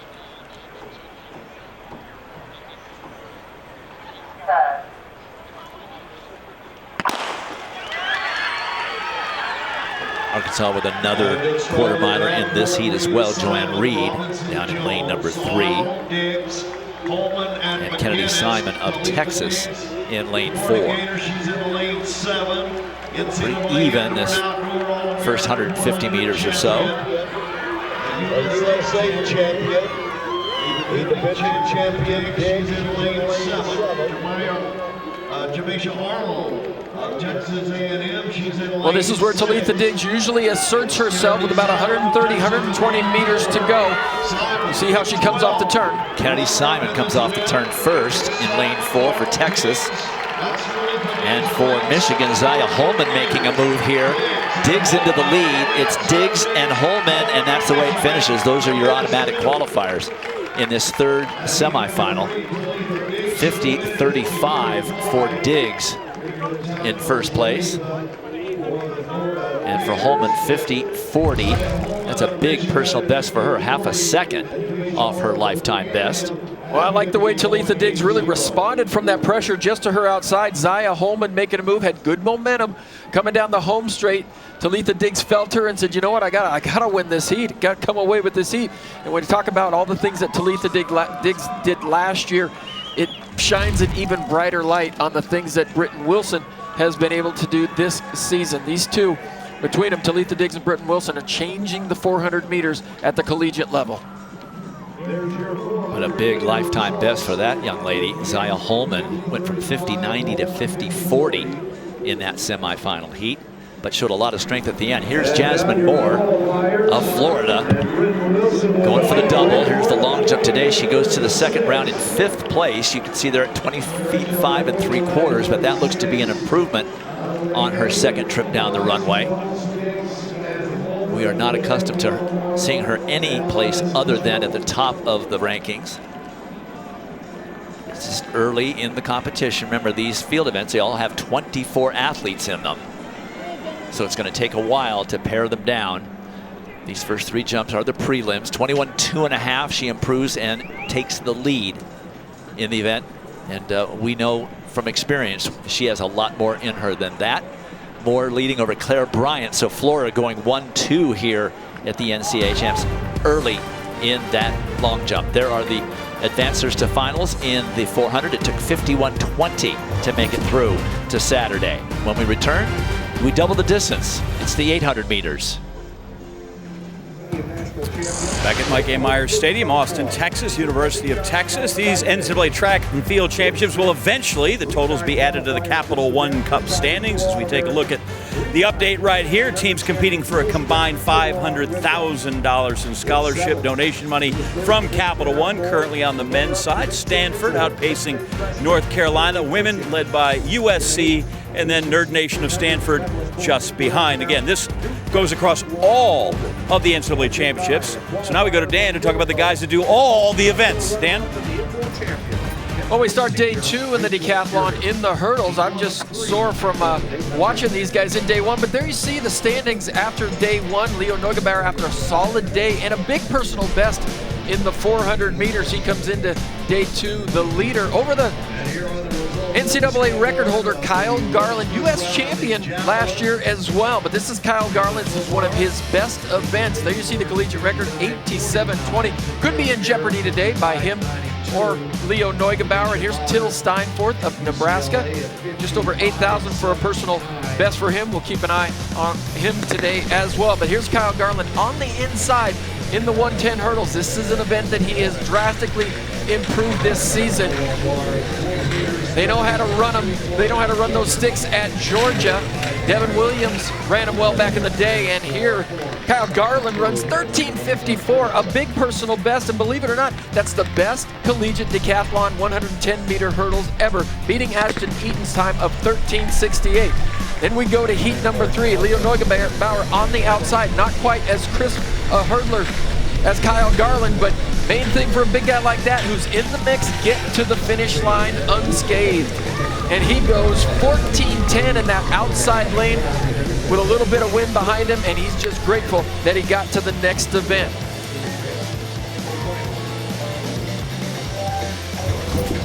The Nebraskan youngster would be not far behind at 14:20, and there you saw the standings after 6 events. All right, next event on the track, the women's 800 meters. 3 semifinal heats, and because they start in lanes, same qualification criteria. The first 2 across the line will automatically qualify. There are the lane assignments. We're featuring false start in the 800. Okay. In this one, in the middle of the track, there she is from Oklahoma State and Lithuania, Gabija Gavavitu. Gabija Gavavitu is the top returner from last year's meet. She was third in this NCAA championship over 800 meters in 2022. And right outside of her in position number 6, Aurora Rinda, the senior from Michigan and Canada. Aurora Rinda coming off a Big Ten championship in which she won her 3rd straight 800 meter outdoor title.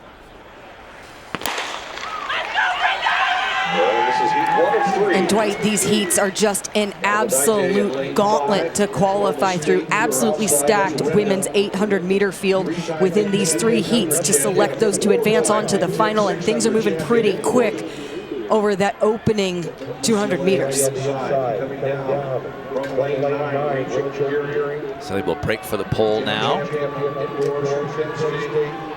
And you're seeing right up front 2 athletes from Penn State, Haley Kitching and Rachel Gearing. This first heat in qualifying actually features your top 3 finishers from the Big Ten championship. Rachel Gearing was the runner-up at Big Ten's to Aurora Rinda, and Haley Kitching, her teammate, was 3rd. Lindsey Butler from Virginia Tech with the number 4 on her hip, right there on the inside of lane 2. That's a pretty brisk pace here. 60.9 honest pace.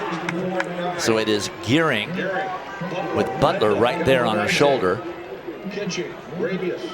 Butler, an NCAA indoor champion in the 800 last year, and then we saw her indoors jump up to the mile this indoor season, and Gavavitu looks incredibly strong as they are there along the backstretch, running really, really relaxed. Now looking to move there just behind and onto the shoulder of Lindsey Butler and Virginia Tech.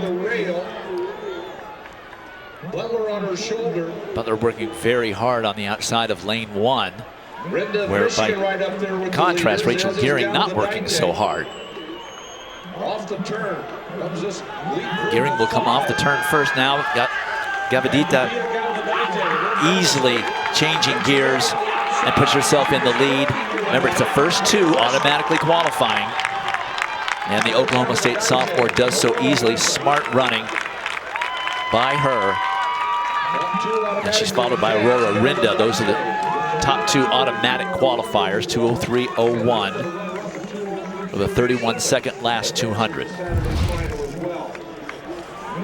Just an expertly executed race from Gavavitu. Waited until that opportune time, allowed the rest of the field to kind of bring her along, and then she's able to open up that stride. And even as she quickens that turnover, her upper body stays completely relaxed and composed.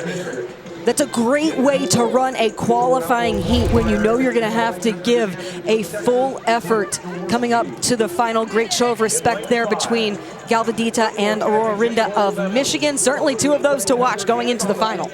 There are the official results. Gavavitu and Rinda automatically through. Rachel Gearing was right there. Very likely qualifier, as is Rose Pittman. But they have to wait through 2 more semifinals to be certain.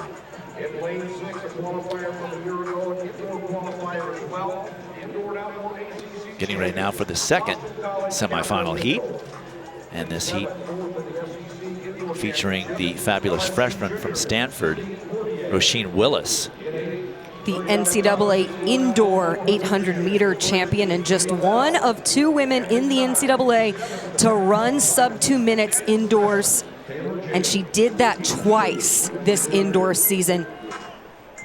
Ran 1:59.95 in February, and then also followed that with a 1:59.93 to win that NCAA individual title. And within that performance, she also split 2:02 on Stanford's championship distance medley relay squad. One to watch as well if you're looking for team implications. Lane 4, that is Brooke Jaworski of Texas. Here we go quickly over to the long jump runway, where Jasmine Moore has just been passed by Alyssa Jones of Stanford. by a little over 8 inches, and that is the exact perfect thing to do to Jasmine Moore. That juices her up. This will get her into the competition. 3rd attempt. These are the prelims. They'll take the top 9 into the finals for the final 3 jumps. It's a fair jump. There's the white flag. So let's see if she improves on that 21.2½ that she put down as a leader in the 2nd round. We know Jasmine Moore capable of jumps close to 23 feet, 7 meters. And it's an improvement, but not into first place. She improves 3 inches to 21.5½. So Alyssa Jones of Stanford, the current leader in the women's long jump. Back to our 2nd semifinal heat in the 800. A little movement there. We'll go ahead and let him go. Number 2. Roisin Willis in 5. Brooke Jaworski, the junior from Texas, also in this heat. Also the world junior champion a year ago, the Stanford freshman. Lead him off the turn, through the cones and to the rail. Coming down to the outside. So Roisin Willis, the freshman, decides that she will set the pace. She has a teammate, another freshman, Taylor James, is also in this field. Similar to what we saw at the NCAA Indoor Championships, in which she had her teammate Juliette Whitaker along with her, and those two utilized each other incredibly well in that performance. Looking to the rest of the field and those to watch, that's Kayla Bell of Murray State, who ran a personal best and school record in the NCAA East quarterfinal to qualify to the championship. She is really aggressive, bold there up to the front, and also in strong position, Cindy Bourdier of LSU. Quite a quicker first 400, 58.6 for Roisin Willis, and Bell of Murray State right there with her. Although she's a freshman, Roisin Willis displays incredible acumen in racing championship opportunities. Incredibly experienced at the international level, and it shows. She's done all the work in this 800 so far. Cindy Bourdier of LSU now makes her presence known on the rail, slipping into 3rd. Watch out for Sarah Hendrick of Kennesaw State as well. She has incredible closing speed and a fantastic kick that she can draw upon if she needs to. And Catherine Mitchell of Boston College also right there trying to make her presence known, but Roisin Willis has it under control. Kayla Bell may not see what's happening next to her, and that happens. Catherine Mitchell from BC, she comes in and gets that 2nd automatic qualifying position, 2:02.04 for Willis. Mitchell just behind her, 30.9 last 200 for the freshman from Stanford. Kayla Bell sort of got snuck up on and finishes 3rd. Let's quickly go over to the 3rd round. Alyssa Jones, this is where she took the lead in the 3rd round. She was struggling a little bit, but nails one in round number 3 out to 21.10¾ into a little bit of a headwind. They're jumping into a headwind over there. It's just a meter per second. You can feel that. And we saw Jasmine Moore's jump in the 3rd round. This is Akila Smith. This her 3rd round jump. She had 2 fouls, so she had to get a fair jump, and she makes the best of it, 20 feet 10 inches. That puts her in safely into 6th place. So here are the official results from Heat 2. Willis and Mitchell automatically qualifying. Kayla Bell at 2:02 is likely to qualify, as might Sarah Hendrick, but they still have to wait through one more semifinal heat to be certain of their time qualifying capability. Remember, they only take 3 on time. And heat number 3, featuring the LSU sophomore, Michaela Rhodes. The collegiate leader, having run 1:59.08 back in April, and she is the only female collegian under 2 minutes this outdoor season. In fact, she did that twice, first at the Brian Clay Invitational, and then to win the SEC championship meet just a few weeks ago. 2:03.51 is the bubble time. This is Claire Seymour, the senior from BYU. She'll be starting outside of Rose in lane number 6. And speaking of Claire Seymour, she is one of the more experienced athletes in terms of NCAA championship races. And looking to carry that over, she and Michaela Rose went head-to-head at the Brian Clay Invitational, so a very familiar field that we have here in Austin, looking to advance. Also right there up front in the thick of things as they make the break, they're on the inside, white top and those burnt orange bottoms. That is Valerie Tobias of the University of Texas. This is critical because she is being relied upon for big points in the 800. She felt like she disappointed her team at the indoor championships, didn't get enough points that she wanted to, and that has been big motivation for her. And then right alongside her in the all blue, that is Imogen Barrett of the University of Florida. She doubled at the SEC championships, ran both the 8 and the 15. So very important team implications here. 58.3, similar, actually a little faster than that second semifinal heat by Roisin Willis. Rose, Seymour, Tobias, and Carly Thomas of Washington there in 4th, and then Imogen Barrett of Florida in 5th. She needs to get up there to qualify through. Rose and Seymour and Tobias. Carly Thomas of Washington right there in the thick of it, and here comes Val Tobias on her home track. You know she's going to throw down and give everything she can. Final opportunity for her to compete, and she has an opportunity to do so here on their home track representing Longhorns. It's Rose, Seymour, Tobias, and on the rail, Carly Thomas. Tobias is now clearly in second, chasing Rose. Those are the automatic qualifiers. Michaela Rose, Valerie Tobias. 2 flat 25 by Rose. That is a very fine time. She has been under 2 minutes, but a very aggressive semifinal run. But it looked like she was cruising, really. She looked incredibly relaxed, and she was saying that the last 200, that is all strength, and that's one of the things that she's invested in really building upon this season, and it paid off incredibly well, because even as she dug deep, it didn't seem like she was straining whatsoever. What an impressive opening run for her in this NCAA championship after finishing 3rd at the NCAA Indoor Championships and fighting for everything to get herself in there as well. Tobias of Texas. Well, all of the time qualifiers are out of this heat. 2:01.53 is what's going to get them through. Rose wins it with Tobias second, and Michaela Rose is downstairs with John. I am here with the most helpful woman in track and field because she dragged everybody through in her heat into the final. You said you love that. How come? You know, fast times produces a fast final, so I want to see our best show up for the finals on Saturday. Look at the group put together there for the finals, and all those women can go. How are you going to prepare for 2 days from now? Just rest up, hydrate, mentally focus myself on, zoning in on what I'm here to do, glorify God's name, and give him all the honor and praise, because without him, I'm nothing. The 159.11's been up there a long time. Are you aware of that mark? Are we shooting for that mark? I'm shooting for better. My PR is better than that, so I got to go faster than my best. All right, we'll let you go get ready, and we'll see you here on Saturday. Dwight? All right, John, fastest semifinal in the 800 at the NCAA championships ever.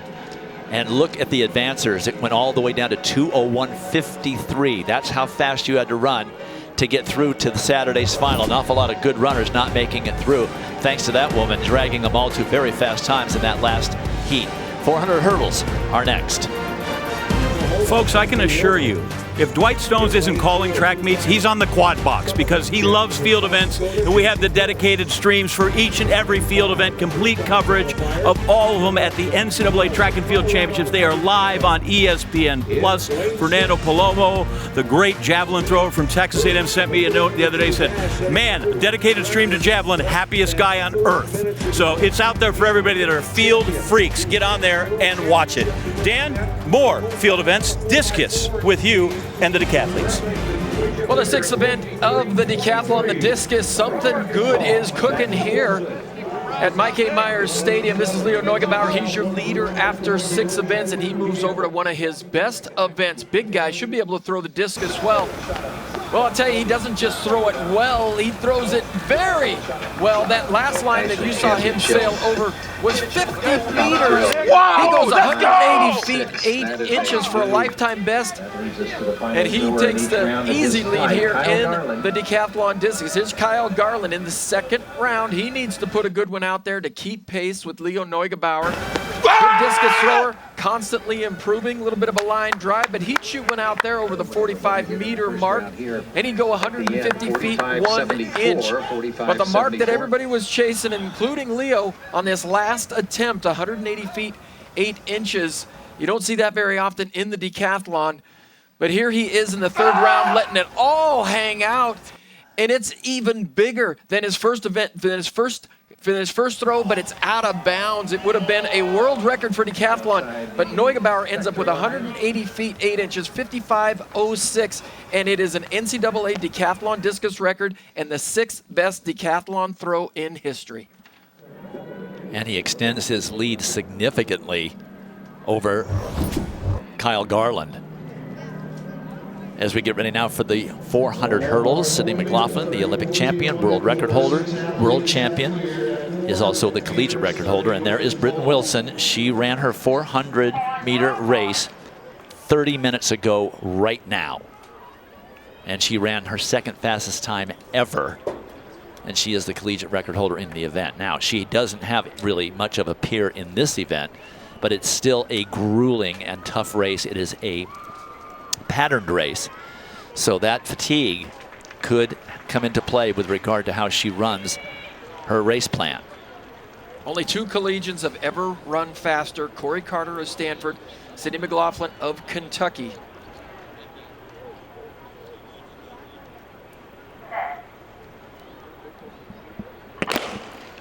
Wilson has run in the low 53s. Most of the athletes in this heat run in the 56s.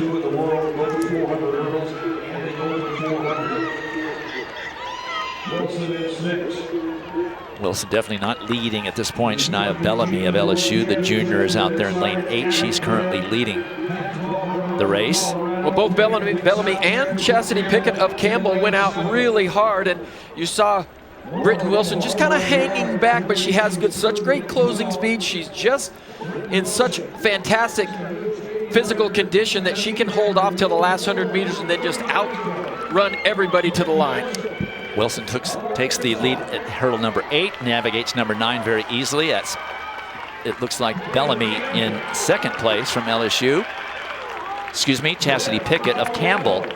She will get the second automatic qualifying position. 54.67, 30 minutes after she ran sub 50 in the 400.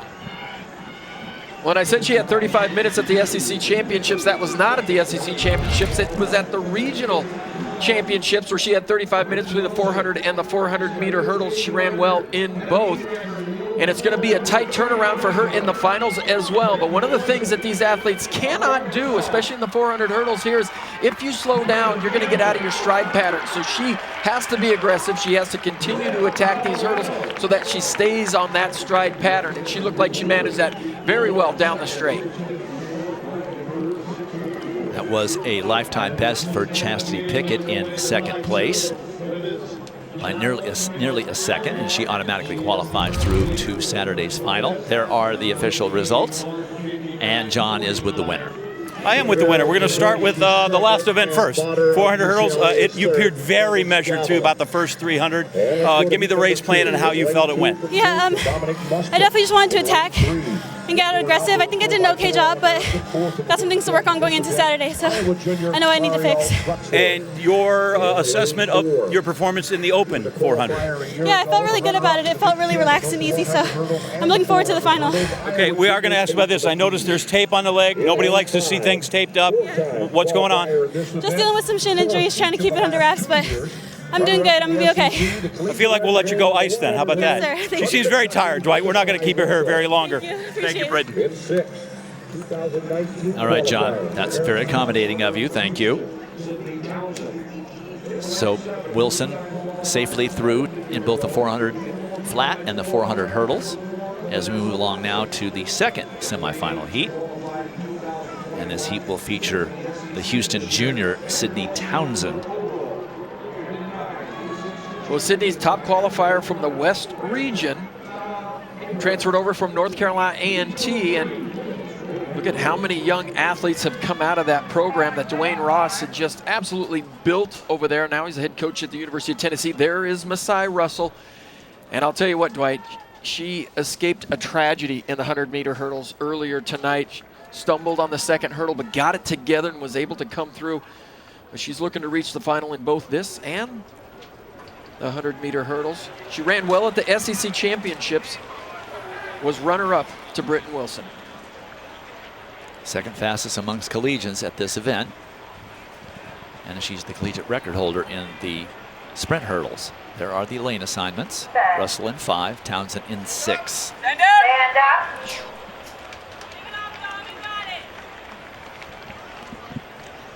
So they will reset. We're called up here at Heat 2. Russell's had quite a bit more time to rest since her 100 hurdle race. Card, leg 7. You must come up immediately without delay. So they are admonishing Vanessa Watson of Florida for not responding to the set command. Well, and a lot of these athletes, they want to be the last ones to come up into position, because if you can continue to move into that set position, when the gun goes off, you could get just a little advantage as you come out of the blocks. But like you said, Dwight, these officials are being very tight. Nobody's fingers can be on the line. Come up, find your set position, and they're not going to shoot the gun off until everybody is still in that set position.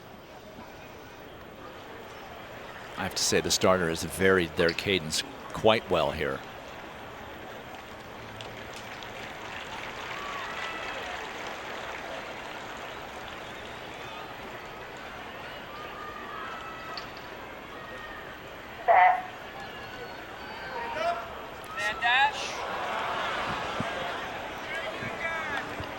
All right, let's see if they are going to admonish someone else with the same person.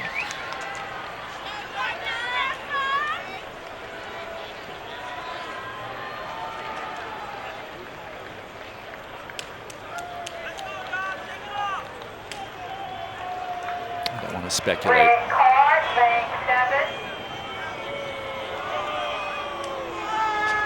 She's out. She is disqualified. That is a blow to the Florida Gators. She had been admonished that she did not come up to the set position quickly enough. Apparently she did it again.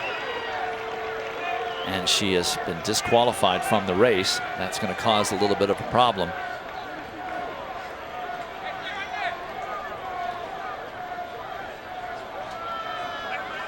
So she's removed from the track, and 8 becomes 7. In 2, Bruxville in 3, McGee in 4, Russell in 5, Townsend in 6. Well, the University of Florida can protest this, certainly, but if they pull her out of the race and she doesn't run, it really doesn't matter at that point. Disqualification takes her off the track, and so no matter what happens, from the protest standpoint, she's not running the race and she can't get to the finals. We will stay on top of that and try to find out, try to discern exactly what happened. But we are back. 8 athletes become 7 athletes. Lane number 7 will be empty.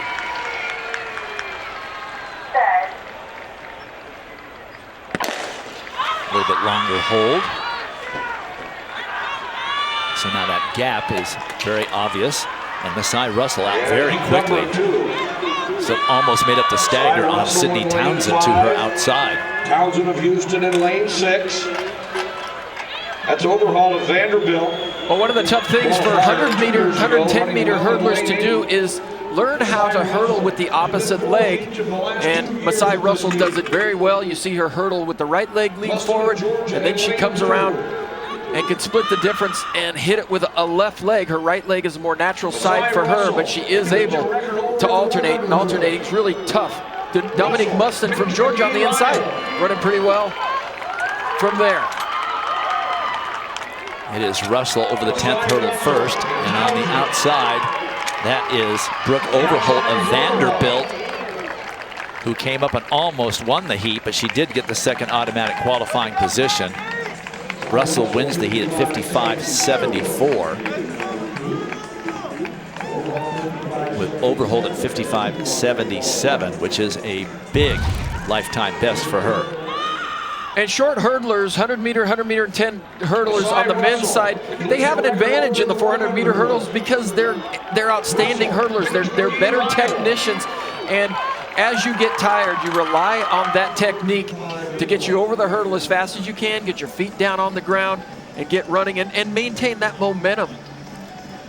So if you're not a natural short hurdler, you are going to struggle here just a little bit in the long ones. An update on what happened with Vanessa Watson. She did not come to set immediately the second time after being warned that is something she had not done. So because of her not acknowledging the warning, they removed her from the race. There are the official results with Masai Russell and Brooke Overholt advancing.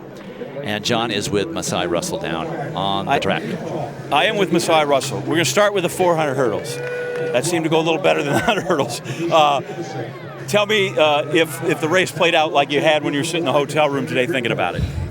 Wait, which one? The 400 hurdles? Or the 400 first. Yeah, I mean, for the 400 hurdles, I just kind of go out there and just get whatever I have in the tank. So I don't really have a race plan for that. Just like go out there and do. And only one more of those left, right? Only one more till I'm done forever. Done forever. Now let's go back to the 100, the highs. Boy, you had to chase late to get that. What happened there? It just clipped the second hurdle, you know? When you're running full speed into a barrier, you know, it's possible for that to happen. So a mistake that won't be made because we can't have those mistakes. In that instance, though, what goes through your mind? Because you know you've lost ground, you got to go, but you can't panic. Yeah. Only thing I seen was all the other competitors' backs. I was like, I just got to go because I'm not done. So that was just what I had, and still ended up winning the heat by the grace of God. So, you know, live to see another day, as Coach Green says. Yes, and Dwight, if you notice, then she turned around to make sure she saw everybody's front because they were behind him. Thanks, Masai. Yeah, y'all welcome. See y'all later. Dwight. Yeah, I love her directness about the 400 hurdles. Yeah, whatever I got left, that's what I give to it. I got one more to go. All right, a little bit earlier, fourth round. These are the finals. Akila Smith got herself in on a third jump after 2 fouls, but she makes the most of her first jump in the finals. Fourth round attempt. Hits the board nicely. Great extension. A very good landing, and by just a centimeter, she takes the lead by jumping 21.11. So Jasmine Moore, who found herself in third going into these finals. She's lost to no one this year, of course. But once again, she improves her distance, but only up to second place. So she still has 21.9. 21.9 is actually her mark, and it was updated. She's actually third, but she has 2 jumps remaining. It would be a big upset if Jasmine Moore was to lose either the long jump or the triple jump. Okay, back to the 400-meter hurdles. Third of 3 semifinals. And this semifinal featuring Savannah Sutherland, the sophomore from Michigan. She will start out in lane 7. School record holder and under 20 Canadian champ, Dwight, but she's from Borden, Saskatoon, population 287. She knows everybody. Yes. There are the lane assignments. And notice Shauna Grabo of Oregon, the sophomore. She's down in lane 5 from France.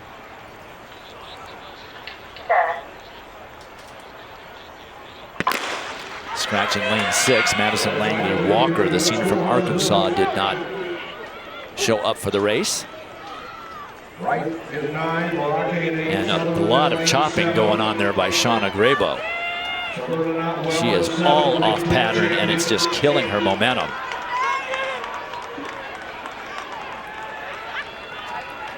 The early leader is Ganse Marake of Baylor and South Africa. And now here comes Savannah Sutherland into contention.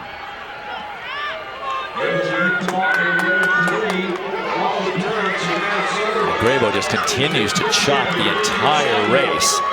Sutherland over the 9th hurdle first. Marake trying to stay there, but down on the inside in lane 2, Lashana Graham of Clemson is coming up and grabbing the second automatic qualifying position.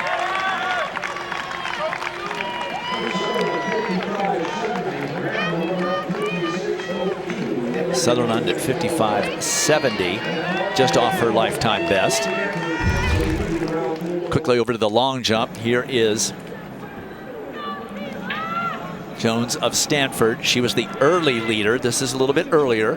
Alyssa Jones, the freshman, 4th round, first jump in the finals. And that was an improvement up to 22.6 1/4 and into the lead. The only jumper going over the 22-foot mark. There are the official results of that 3rd and final heat. So let's take a look at the advancers to final. We saw Britton Wilson, we saw Masai Russell. 55.99 was the last time qualifier.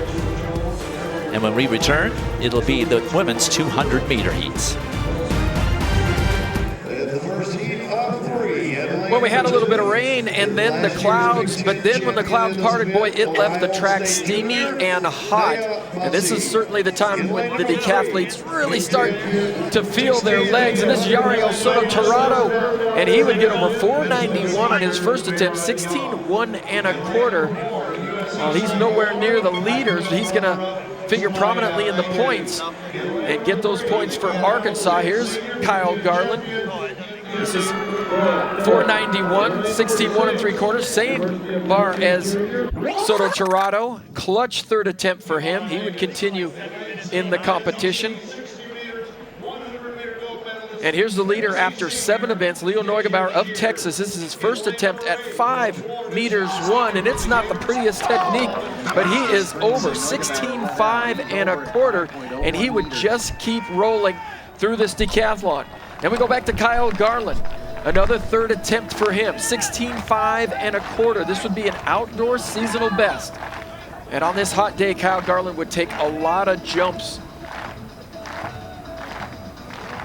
And at this point in the decathlon, every run down the runway in the pole vault, these athletes are feeling it. Kyle Garland would go over for a personal best. That, and we salute that effort. But 15 total jumps in a hot day like this is probably too many for a decathlete, but a big jump for him. He continues to improve, but he's still quite a ways back from the leader from Texas, Neugebauer. His personal best is 5 meters 10. Here he is jumping at 5:21, 17.1 on a 3rd attempt. A lot of people in the stands stuck around to see that, and he'd go over. Big time personal best, clears it, 976 points. And what's interesting is he's jumping on the same size of poles as Mondo Duplantis. Same thickness, same stiffness, same length. He builds on that overall lead, and he is a huge leader after the 8th event. 2 to go. Javelin in the 1500 still to come. Next event on the track, 3 semifinal heats of the 200. Abby Steiner setting that collegiate record and meet record right in Eugene at this meet, 21.80. That's a good mark for Julian Alfred to be shooting for this first heat. Featuring Jacia Sears, the senior from Tennessee. She's already qualified through in the 100 meters. Running 11.06. She was an automatic qualifier. Here she is in the 200. Samira Moody of USC is also in this heat down in lane number 4.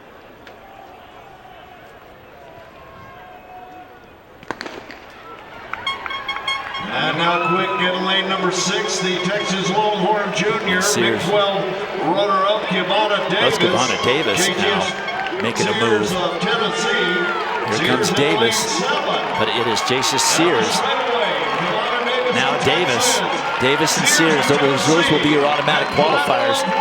22.33 with a little bit of trailing wind, 0.5, about a mile an hour of trailing wind. Davis, we saw her anchor the 4x100 meter collegiate record in the relay to start the show. Well, if that holds up, that's going to equal her seasonal best. She's run 22:26 as a lifetime best, but 22:33 at the West Regions. Jacia Sears did the same thing she did at the SEC Championships, really went out hard and struggled in the last 20-30 meters. I was going to check to see if she just was going to change her tactics up a little bit, but so many great sprinters, Julian Alfred and Adeleke, they get all the headlines, but there are so many good sprinters on this Texas team that just don't quite get to shine. But good run by Kavona Davis. That's only a 0.04 of a second off of Jacia Sears' all-time best, so she ran quite close to the best she's ever run, but it was Davis who just overhauled her coming down the home stretch. So that is heat number 1. Now we get ready for heat number 2. And we know that there's a little bit of a trailing wind. And that's good news for Julian Alfred. She ran 10.99 to automatically qualify through in the 100 earlier. But she just didn't separate from the crowd, which we are used to seeing her do. Well, I'm friends with a lot of Jamaicans out there, went to college with a lot of Jamaicans, and they're all rooting for Julian Alfred. She's got roots in Jamaica, spent some time there as a youngster, training. Although she represents St. Lucia, here's Mackenzie Long, the SEC outdoor champion. Did not have a great run in the 100 meters, so you can guarantee she'll be trying to make up for that bad start. She just didn't engage early enough in that 100 meters, but 200 meters I think is a more natural distance for her. Long was the final qualifier in that 100 meters, so she'll be on one end of the lanes, either in 1 or in 9. So we've seen Alfred run leadoff on the 4x100 relay that set a collegiate record. She automatically qualified and ran 10.99 in her 100-meter heat. And now here she is for her 200-meter semifinal. Also Azina Abba, her teammate right inside her in lane number 5.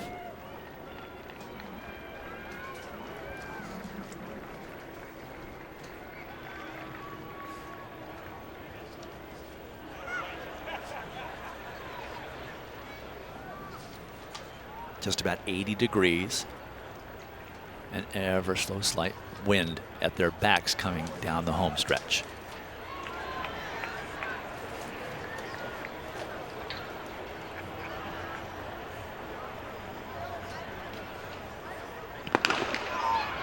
Alfred comes out of the blocks hard like she's running 100. Already establishing herself early on. Jackson and Blackmon. But out, Kayla Jackson, the Georgia freshman, running well also. And there comes Mackenzie Long. Second half of the race is her specialty. Can she catch Julian Alfred? Almost, but not quite. 22:32 for Alfred. Winner will be Auburn, Texas at 22:33. And Long getting the second automatic qualifying position, 22:38. And it was Kennedy Blackman who ended up third.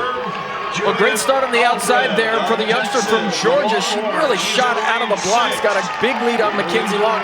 But this is Mackenzie Long's strength, the last part of the race. But Julian Alfred is just on another level. See, she's never really ever, Julian Alfred never looks like she's ever totally relaxing. Always looks like she's working really hard, but just at another level. She'll celebrate her 22nd birthday on Saturday. And oh, what a birthday that will be as she runs all of these finals, hoping to get Texas, hoping to help Texas come away with a team win. Alfred and Long automatically through. Blackman is under the bubble, but only barely. Kayla Jackson is the bubble, and John is downstairs with Alfred. All right, Dwight, 3 races complete and a reprieve from the 4x4 here in the qualifiers. Is that correct? Right. All right, so we run the 4x1 and we're how tired? Not that tired. Then we followed up with the 100 and we win our heat there. How tired are we? Probably 10%, 20%. And now after the 200, how are we? Now it's time to recover. I'm prepared for Saturday. Which of the 3 races went the best for you? The 4x1. Definitely. I think I did what I had to do. And my job is to make up that stagger for the first leg. And I did just that. The 200, I have a lot of work to do. The 100, we're getting there. I think today's all about surviving and advancing. I'm going to the final so I can score some points for my team. Off to recovery. We'll see you on Saturday. Pardon me? I said off for your recovery. We'll see you Saturday. Yes, Saturday. Julian Alfred. Thank you. Dwight? All right, John. She is working hard. Let's move over to the long jump. Moments ago, this is Akila Smith. Remember, she had 2 fouls early, and then in the 3rd round, she got a safety jump that got her into the finals, and she improved greatly in the 5th round. This is her 6th and final round jump, and she makes it her best one, taking the lead. 6 meters 88, 22 feet 7 inches, and into the lead. Jasmine Moore, the favorite, still has 1 jump remaining.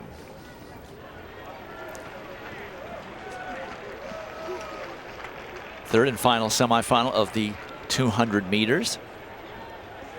In this heat, featuring Lene Thomas, the senior from Texas. She'll be out in lane 6. And Kaisha Chandler, the senior from USC, will be just inside her in 5. The bubble time, 22:79. Both Chandler and Lene Thomas have identical personal best, 22:38. Kaisha Chandler, the 200-meter champ, in the pack at the Pac-12 1 month ago.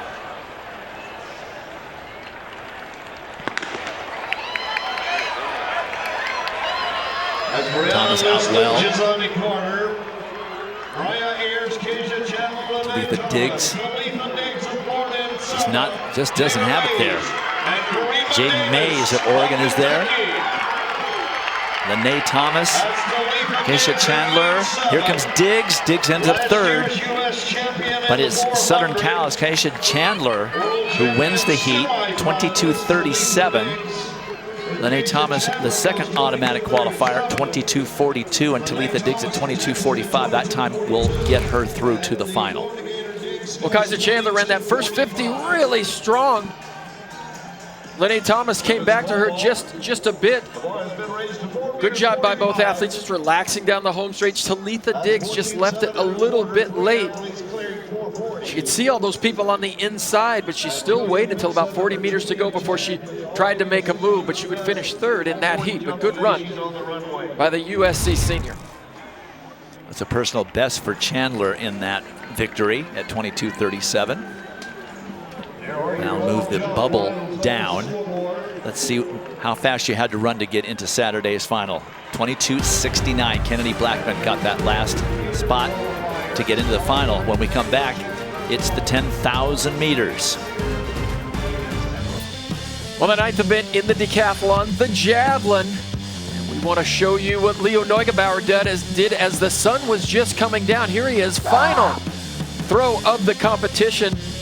And he would put one way out there just inside the 60-meter line, 57:45 for another personal best, 188 feet 6 inches. And he would go up, look at that energy, he would go up 235 points on Kyle Garland and put him in a position to make history.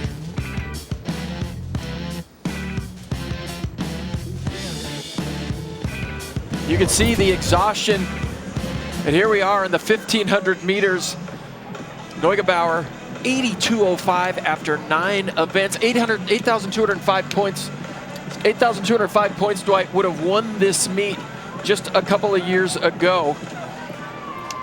And Dan, this is amazing considering the conditions, but when you've got 5 straight personal bests in a row, which is what Leo Neugebauer did from the 400 meters yesterday, where he improved his personal best in the 400 by more than a second, all the way through to the javelin. You're not going to expect a personal best here because of the conditions, but at least they let them go at 10 minutes after 10 o'clock at night.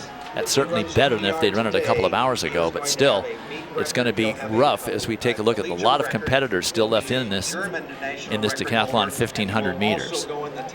Well, Dwight, let me tell you what's at stake for Leo Neugebauer. He has a personal best of 442. He currently has 8,205 points.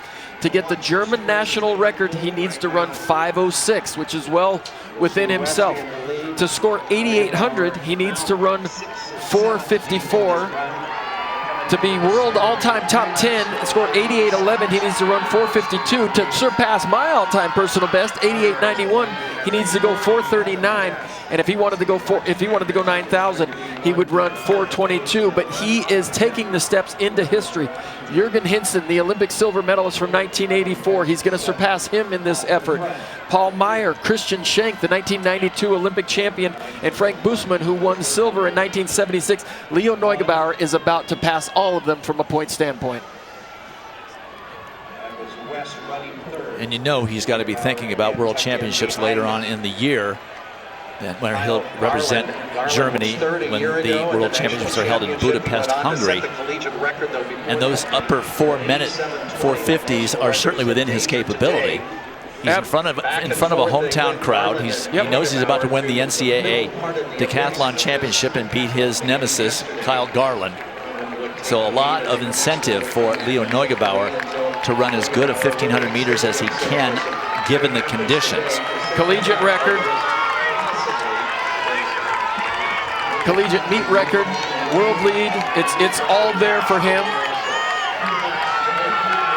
There's Kyle Garland, NCAA record holder right now, but the decathlon Dwight has just gone absolutely bananas. Last year, Aiden Owens-Delerme, he takes down the national record at the Mount Sac Relays.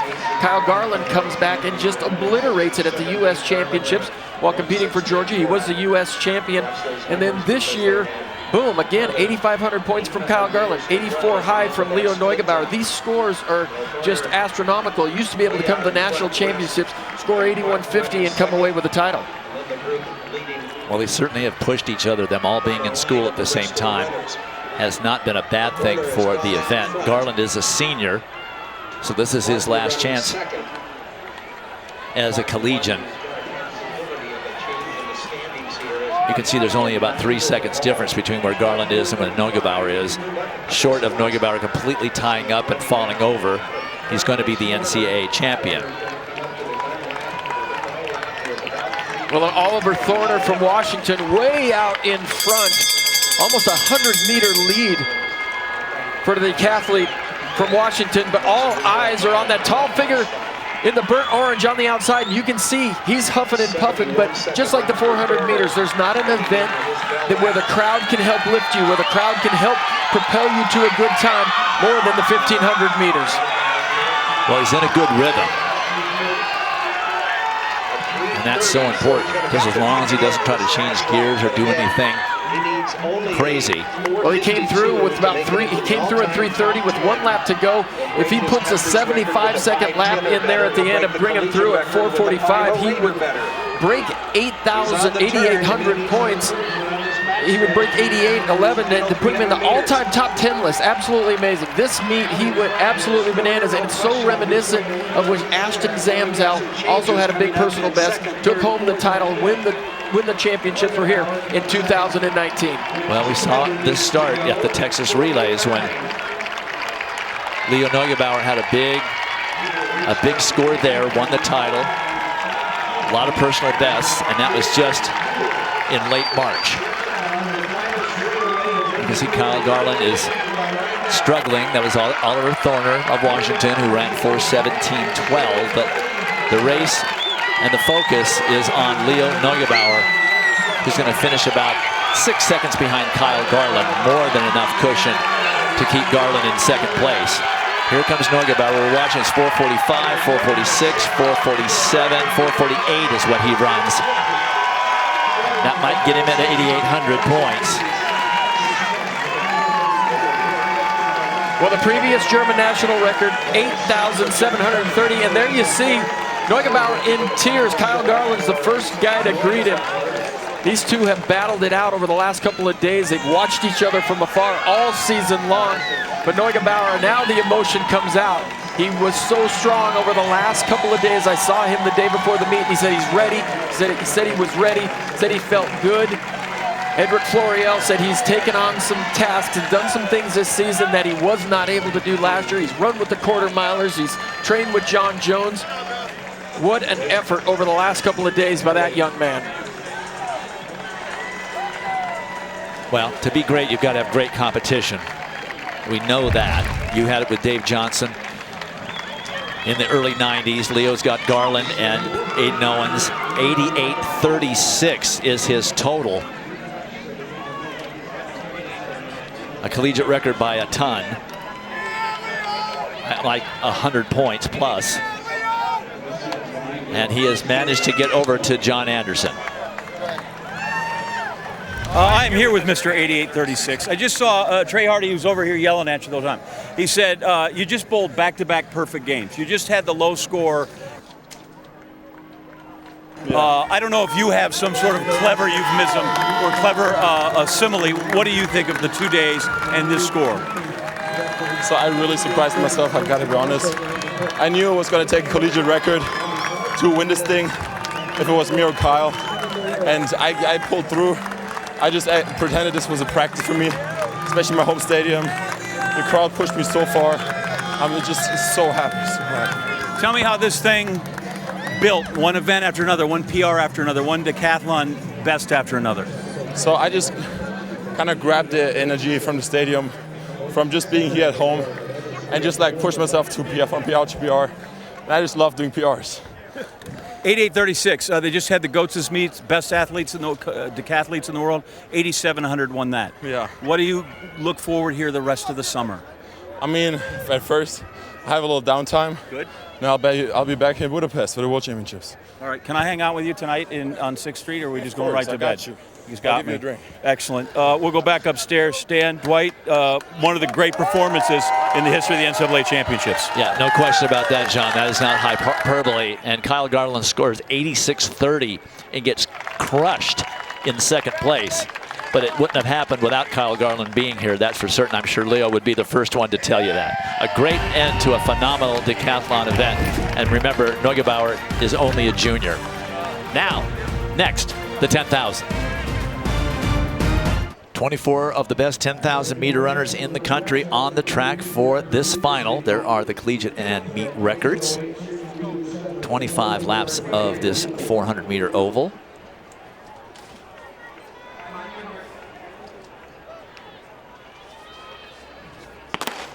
And we're focusing on a couple of athletes that we'll sort out as the race develops. But Mercy Chilangat, finally a senior at Alabama.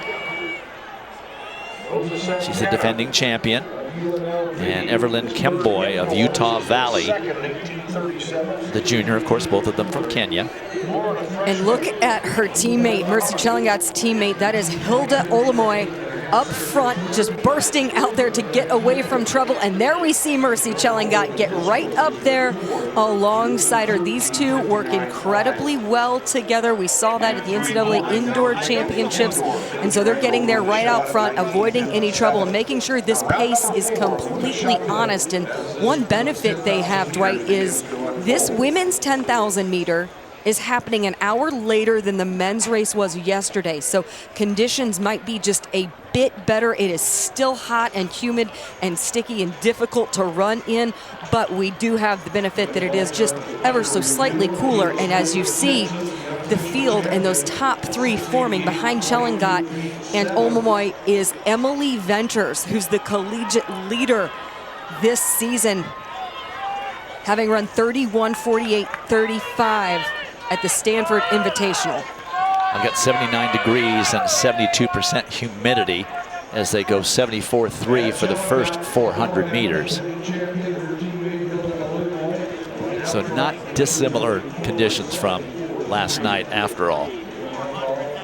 And Mercy Chilangat has had her sights set all season long on the 10,000. We've seen her double in the 5 and the 10 previously, but in talking with Alabama women's distance coach Nick Stenoff, he said the overall goal is really proving that that first win, her win last year at 10K, was not a fluke. She even at one point had 10K written on the inside of her shoes. That's how focused that she has been on defending that title, putting all her time and her energy into this particular race. That is Ava Nuttall of Miami of Ohio in the early lead. Chilangat next to the rail.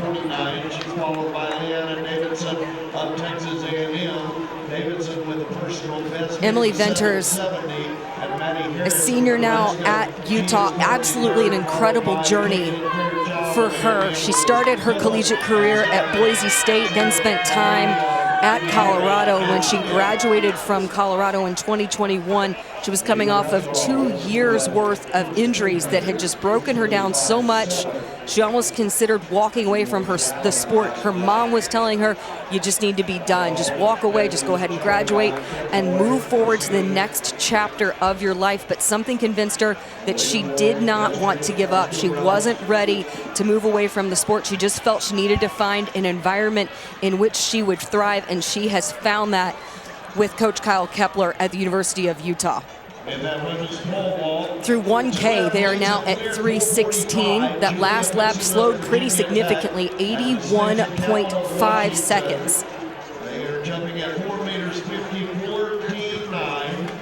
And State of Canada, Washington. And that's the reason why you see the pack a little bunched up. Hopefully they'll sort themselves out, maybe get a little bit more honest pace. But the athletes got to start moving to the side in order to have room to run. And you're seeing that Alabama duo working right there in the middle of the field. And you see a little gesture from Olmomoy behind her. Looked like somebody was getting a little too close and catching the back of her stride. Those two run about 80% of their workouts together. And then they have 20% in which they specialize, with Chelangat being more of a 10,000, 5,000 meter runner, and Hilda Olmomoy having great 1,500 meter speed. So Chelangat has really benefited by some of the speed work that they've been able to do together. All right, when they come around, it'll be 22 laps remaining. Early days. Hopefully the pace will pick up. They're on 32:50 pace. We'll be back with more of the 10,000 when we return to Austin. All right, John, about 19 and a half laps remaining, and they've settled into right around 80, 81 seconds per lap pace. So we're only seeing a little bit of separation here. There's still a lot of running out in the outside of lane 1, sometimes moving into lane 2 to get better positioning. This is just potentially a recipe for disaster, and could see people go down. Or it's just going to favor those who have great closing speed, and among those, certainly Mercy Chelangat has that, Hilda Olmomoy has that, and so does Emily Venters. And when Emily Venters ran that 31:48:35, that collegiate leading mark at the end of March, it actually didn't come to fruition until the night before. At 7:30 p.m., she asked her coach if they could meet in the hotel lobby the night before that 10K, and said she wanted to run a 10K as opposed to the 5K they'd initially planned to. And Coach Kepler said that you just have to trust an athlete when they have that type of gut instinct. And when she ran that, that was about an 80-second PR over 10,000 meters for her. So absolutely just an incredible season for Emily Venters so far. She's now aiming for an NCAA title to complement what a great year it has been. You see all of those athletes enduring the heat, splashing the water on the backstretch to help cool them off. Venters will also compete in the 5,000. So she's a dual entrant in the long distance events at this championship. Venters is now taking up the leading duties. So maybe we'll see a pace pickup. Olmomoy and Chelangat, as well as Kemboy covering that move. Venters looking around to see who's where. Evelyn Kemboy of Utah State ran a really strong race at the West Regional. Her personal best is 32:03, and she was just 2 seconds shy of that at the West Regional. Aiming to win the Utah Valley program's first national title on the track. And hey, you mentioned a little bit of traffic. We're starting to see it. You just saw a few people bouncing around right now, trying to navigate their positioning. Yeah, this is a lot better. They threw in a 78.9, which is only a slight improvement, but it did manage to string the field out a little bit. Currently on a 33:12 pace. Mercy Chelangat grabbing that water, and in looking to the big goals that she had for this season, she and Coach Stenef really had to navigate how they structured her outdoor competition schedule with having the 10K qualifier in the heat and in those conditions that they were going to face. Obviously, SECs in Baton Rouge were in the heat, and that here in Austin. So the toll of doubling a 5 and a 10 at the SEC championships, then also at the regional, and then also at the national meet. Instead, they opted to go 5,000 at the SEC championships, which she ran with Hilda Olmomoy. Mercy Chellingott finishing second there to Parker Valby, and then put all of her attention in terms of the NCAA schedule into the 10,000 meters. But Emily Venters continues to be absolutely in control up front. Just under 17 laps remaining. We're going to step aside again. When we come back, we'll continue the coverage of this women's 10,000 meter final here at the NCAA Championships in Austin. My, what a lineup we have for you starting tomorrow night. On Game 4 NBA Finals, you got the Heat and the Nuggets on ABC. Saturday night, UFC 289 main card begins at 10 Eastern pay-per-view. Sunday afternoon, we'll have a WNBA doubleheader. That's ABC. Starts with the Wings and the Liberty, followed by the Mystics and Storm. And then our Sunday night baseball game is the series finale between the Red Sox and the Yankees. The family of networks loaded with great sports programming, a little bit of everything for you. And if you want, you can stay right here, right now, and we'll show you pole vault highlights. Dan O'Brien. All right, in the women's pole vault, they contested the NCAA championships under the lights. They decided to push back both the men's and the women's pole vault into the evenings. There you see the records. This is Jennifer Harada of South Dakota. Fredericksburg, Virginia, just a junior. This will be her second attempt at 14.5 1/4. The men struggled a little bit with dimness of the lights and some wind. Tonight, the women didn't have any wind, but they had the same conditions as the men from the light standpoint. But she would get over on a second attempt, and she would be your third place finisher here at the national championships. This is Virginia Tech sophomore, Julia Fixon. The bar would go up to 14.7 1/4, and on a first attempt, she would get over. And that would tie her outdoor personal best. She's gone higher indoors, but that would tie her outdoor personal best, and she would finish in second position. But this year's national champion, she's the Pac-12 champion. She jumped well at Hilmer Lodge Stadium at Mount Sac. Pac-12s were at the same location as the Mount Sac relays. But this is Natasha Campbell, third attempt at 14.7 1/4, and she would get over as well. So I misspoke. Julia Fixon, she would be your champion. Natasha Campbell on her third attempt, she would get over. She would finish in second place. So congratulations for another national title going to the Virginia Tech Hokie pole vault program. And notably, not an Arkansas Razorback scoring in the women's pole vault. We'd have to do a little bit of digging to find out when the last time that happened. They've been pole vault U on the women's side for quite some time. All right, back to the 10,000 with 13 laps remaining. In half a lap, the race will be half over. Among that big lead pack that has now been assembled and has separated themselves from the rest of the field, you have a number of athletes from NC State leading that crew as Kelsey Camille. You have 3 from NC State competing in the 10,000, and Coach Lori Hennes considers Kelsey really the anchor of that 10K group. She also told me earlier today that Kelsey, who's a Saratoga Springs, New York native, was really the one who helped draw a lot of the New York talent to the NC State program, and that includes Caitlin Toohey. So she has just been incredibly impactful, not only in her individual performances and also, of course, how significant she's been to their cross-country success at the NCAA level, but also in paving the way to get more and more athletes and highly touted prospects there to Raleigh. So the pace has actually slowed. They're running 82s and 83s, but this group of about 15 has broken off. And there's just a little bit of trouble. That was Kelsey Camille, who got a little bit tripped up. Amelia Maza Downey of New Mexico, excuse me.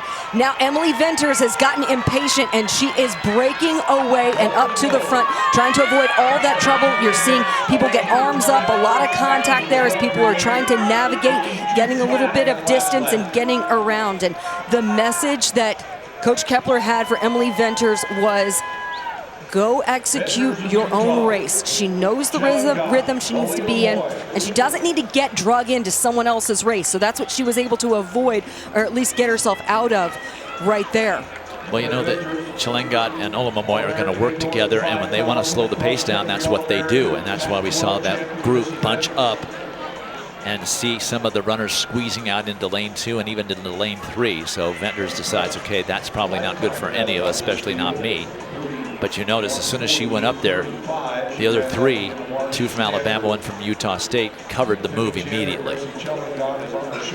Mazza Downey, easy to spot in the turquoise of New Mexico, and she became the school record holder with the time that she ran of 32:07.62, and that is the 5th fastest time in the NCAA this year. And she has bided her time very well, waited and worked her way up very strategically, and just behind her, that is Aubrey Fenthaway of BYU as well in the mix, sticking herself up there with that lead pack through 5,000 meters, 16:44. That last 400 was 77.2 seconds. So we saw that big burst of Venters. We saw those that responded and went with her, and that has certainly made things more honest as we're into the latter part of this competition.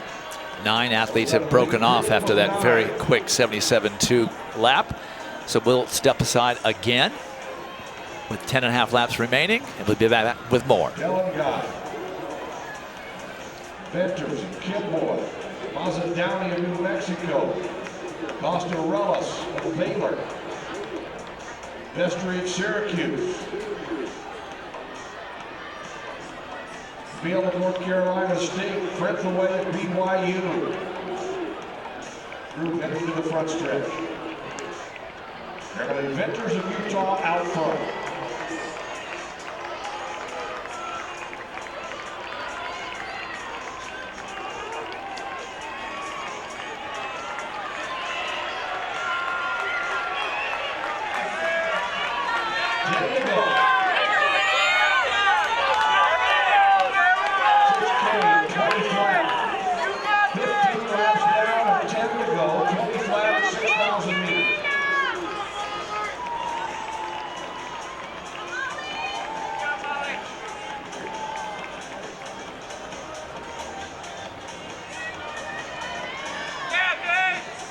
Venters, Everett Kidboy, Hilda Alimamoy, Mercy Chilengat, Julia Mazza Downey, and Maria Costa-Rellis, Amanda Vestry, Elsie Jamil.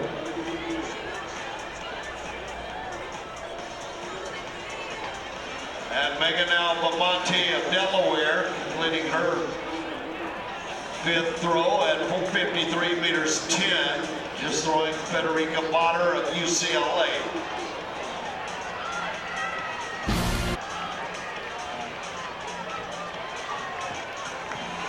Went from 76 to 78. So we're going to split here. Another 9 to go.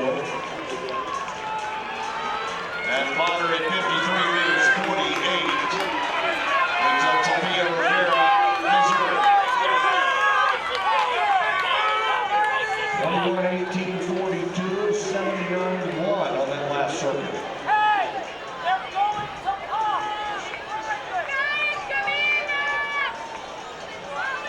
And Rivera to be followed by Skylar Ciccolini of Missouri. 5th throw for Ciccolini.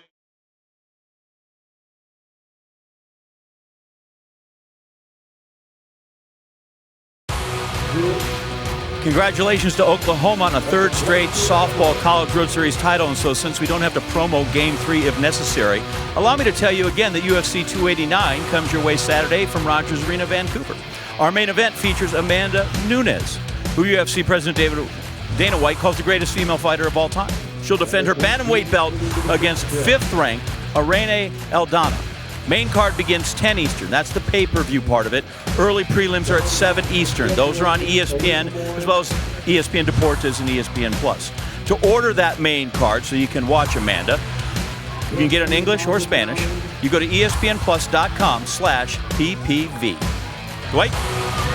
All right, John, just under 8 laps remaining in this 10,000, and Mercy Chalangat has now taken the lead. It's a group of 8 athletes, 9 athletes up there in front. 78.3 the last lap. We've seen it go slower than that. We've seen it go a little faster than that, but this now seems to be the final group that is going to try and make it through the last couple of miles. And they've been hovering right there around mid 77s to low 78s for a good portion of this race. And Mercy Chalangat is bringing Hilda Olmamoy along with her. And one of the things about Mercy Chalangat and the strength that she has is that when other people start to fade, she seems to just get stronger as the race goes on and keeps continuing to push the rest of the field to another level. And she has such immense NCAA experience, not only winning the 10,000 last year, but also an NCAA cross-country title to her credit. And back at the NCAA Indoor Championships in the 5,000, this is exactly how Olmamoy and Chalangat ran to go on and finish with Olmamoy second in the 5,000 indoors. And this pack is continued to really respond very well, as you do see Evelyn Kimboy, right there in second, kind of breaking up that lead of Alabama. Emily Venters still in the conversation. And also, you have in that mix as well Amanda Vestry of Syracuse, and she has been in the thick of it the entire time. Chalangat, number 7 in collegiate history at 10,000 meters, 8 times an SEC champion. She won this title by just about the length of the straightaway last year, by 11 seconds over Rice's Grace Forbes. And they anticipated that the final 2,000 is where things would really start to ratchet up. That's exactly what we are starting to see as the pace quickens, and they're going to try to start separating the majority of this pack. But Mercy Chalangat is just showing no waiver whatsoever. In talking with the coaches at Alabama, they think long-term, she's probably going to have the greatest success at the marathon when she moves on from her collegiate career, but still has this race, of course, to contend. Less than 6 laps remaining in this 10,000. We'll step away for the last time, bring the conclusion to you when we return to the NCAA championships here in Austin. Back in Austin for the final less than a mile of the 10,000 meters. And it's a group of 5 up front, including Evelyn Kimboy of Utah Valley, Emily Venters of BYU, Utah, I should say. That is Amelia Mazzadowney of University of New Mexico, and then 2 Alabama runners, Mercy Chalangat, the defending champion, currently in 5th, and Hilda Olmamoy, her teammate. Amelia Mazzadowney looks as strong as anyone to this point of the race. She has started really surging and pushing her way up to the front of that pack in a really impressive fashion. But this is going to be an absolute brawl in the final few laps, especially that last 1,000 meters or so, because all of these athletes have great closing speed that they can draw upon. This is going to be an absolute fight to the finish, and right now you have 5 women all fighting for 1 title with 3 laps remaining. Continues to be Kimboy of Utah Valley. After a 79.6 second lap, the latest lap was 77.1, so quickened significantly, about 2.5 seconds faster that last 400 meters. And that's why you see the separation going on now. Much of the distance that was very close has widened to about 30 meters back to the 6th and 7th athletes. So these are the 5 that are going to contend for the title. It is Kimboy, Olmamoy, Mazzadowney, Chalangat, and Venters. And at this point, you need the response. Through 9K, they were 29.44. So when somebody makes a move, you've got to respond. And it looks like Alabama is priming themselves. They know exactly what they want to do. working together incredibly well as Mercy Chellingat now slides onto the rail and into second position, and Emily Venters is right there with her. It's really hard with the amount of fatigue that you have in your legs. Sometimes when somebody throws in a big burst, it's difficult to react, but we saw a great response there from Emily Venters. Amelia Mazza-Downey looking to get right up there too as well into the top 4. 2 laps remaining, and there's a little gap that's developed now between Evelyn Kemboy and Mercy Chellingat, the defending champion. Chellingat is not closing that gap. 74.3, that last 400 meters. Kemboy is shooting her shot right now. She is going for it and going for it big. Chellingat is attempting to not let that gap get any larger over the backstretch. Emily Venters moving really well in 3rd position. Well, Kemboy has put about 25 meters on Chellingat in the 200 meters since it was 2 laps remaining. It's a lot of real estate to make up this late in the race in these conditions. Earlier this season, in that personal best she ran at Stanford, Evelyn Kemboy was 2nd to Utah's Emily Venters. And for the 2nd straight year at her conference championship, swept the 5K and 10K titles. Kemboy is going to get the bell with about a 40-meter lead. She absolutely threw down the gauntlet in the last 800. 69 seconds, the last 400 meters.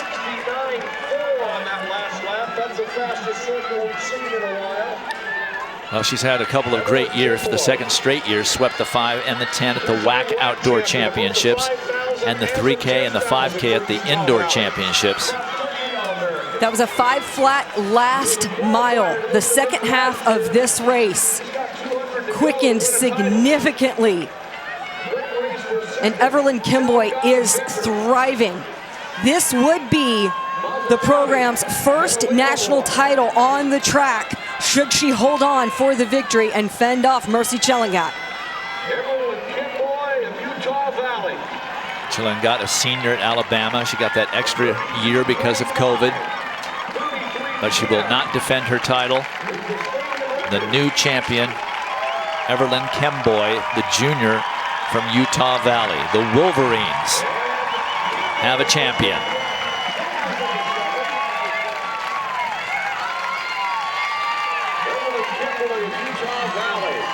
And Venters comes up for 2nd. Chellingat relegated to 3rd. 4:51 for the last mile of that race.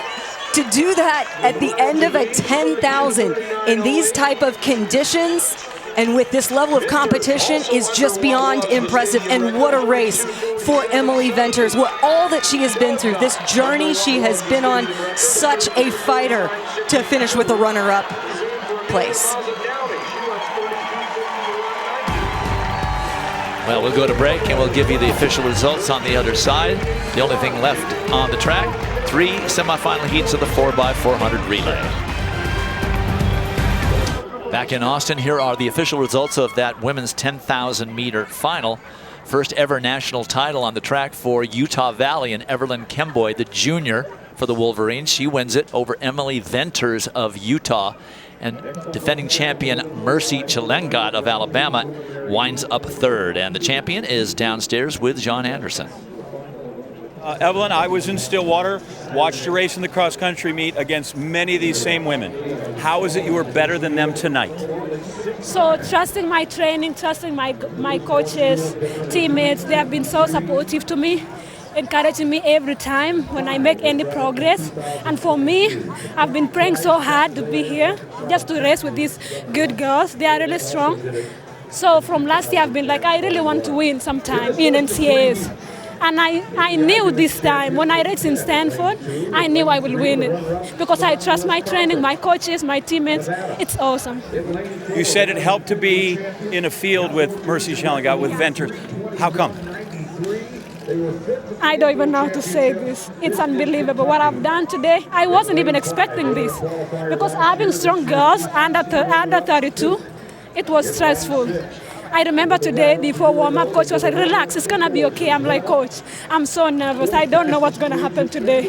He was like, we trust you. We trust our training. You will be fine. And I was like, okay, coach, let me go warm up and do my thing. And coach told me, just do your thing. Do whatever you normally do, Evelyn. This is your time. You have strength left to climb. You got to go to the top step of that podium to get the trophy. Thank you so much, guys. Thank you for having me. Evelyn Kemboy, on this day, the strongest of all the women in the field. Dwight? All right, John, that was delightful. What a great attitude she had, and what an excellent race and a smart race she ran.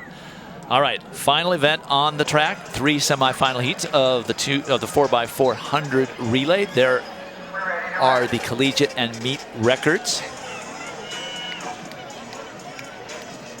Remember that Arkansas set the record indoors, and they have 1 million quarter-milers at Fayetteville.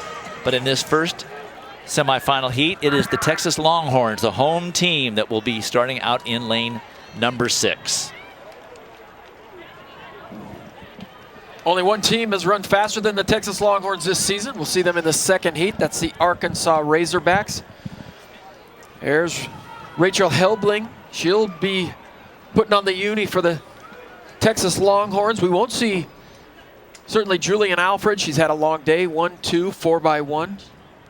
Said she was relieved of those duties, but man, yesterday the men ran so fast. I can't see anybody not putting their A team out here. 5 teams on the men's side broke 3 minutes in the semifinals.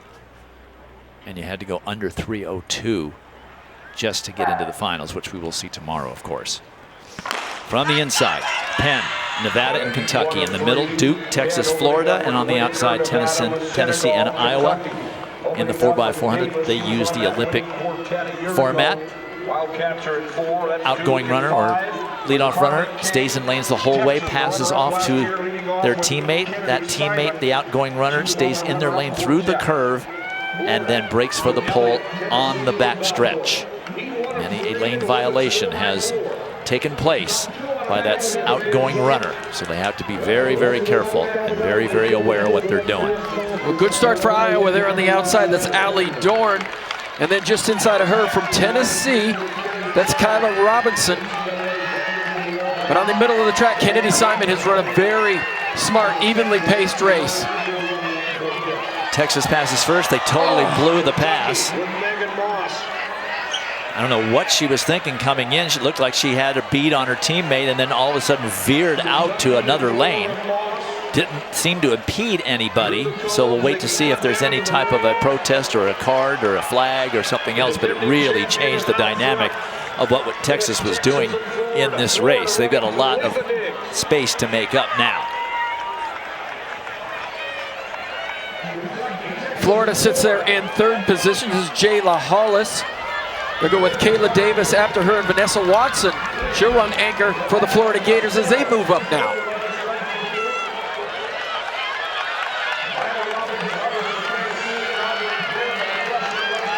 Texas really in trouble now. Remember, it's just the first 2 teams automatically through to the final, and they gave up a lot of space. This is Rashida Adeleke for the Longhorns, trying to race them back into an automatic qualifying position.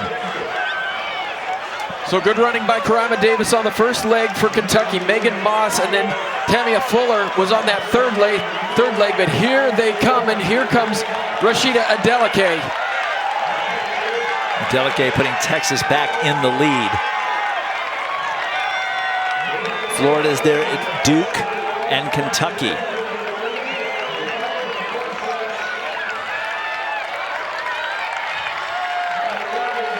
Duke has run some really solid races this year. They don't have anybody qualified in the 100, 200, or 400, but they've run outstanding relays just to get here. Love to see them get through to the finals. Florida third runner lost a shoe. Believe me, that track does not feel good on a bare foot when you're running full speed. 49.6 for Adeleke, putting them right back into control. We'll have to take a look back and see what that hiccup was on that first exchange. But they are so strong and so deep, they were able to recover from it. Texas now in the lead with Duke trailing Kentucky and then Florida. Well, that's Dejanay Oakley for the Texas Longhorns. Duke is hanging in there. For the Blue Devils, it's Julia Jackson. So it's going to be Texas and Duke automatically qualifying through, but Kentucky and Florida have to run all out because it's all about those 3 time qualifiers. Because every coach will tell you, you just get to the final, survive and advance, because then anything could happen. Let's take a look back at that mistake. Well, keep an eye on Kennedy Simon's eyes. She's in lane 6, looks like everything is fine. And all of a sudden, she sees something different as her outgoing runner takes off. She crosses into lane 7. She's trying to hand off the baton to lane 8, Tennessee. It's just a white uniform. I think just she was running to a white uniform, took her eyes off her teammate. Just don't know if that's a violation or not.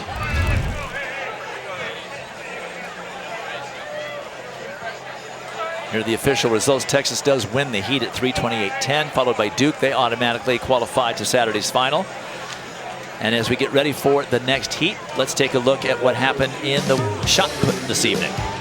Fantastic competition earlier today.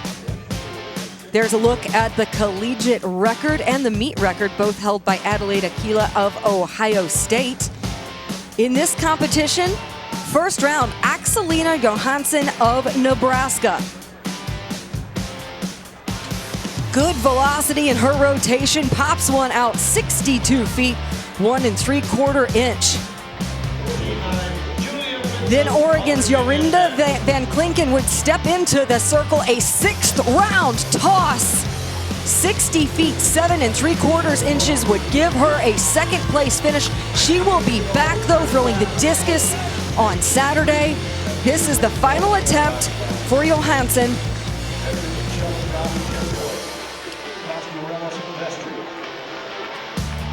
A big toss there all the way out to 63 feet, 3 1/4 inch to win the NCAA championship, taking it back home to Nebraska.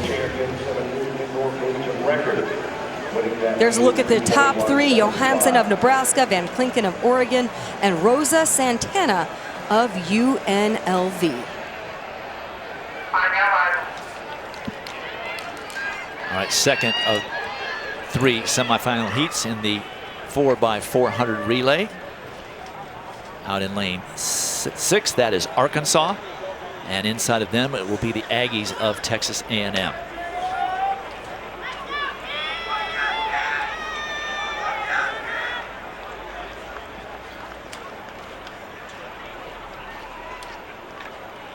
Arkansas was 3rd at this meet last year. The Aggies were 4th, but they are the reigning SEC champs from 3.5 weeks ago.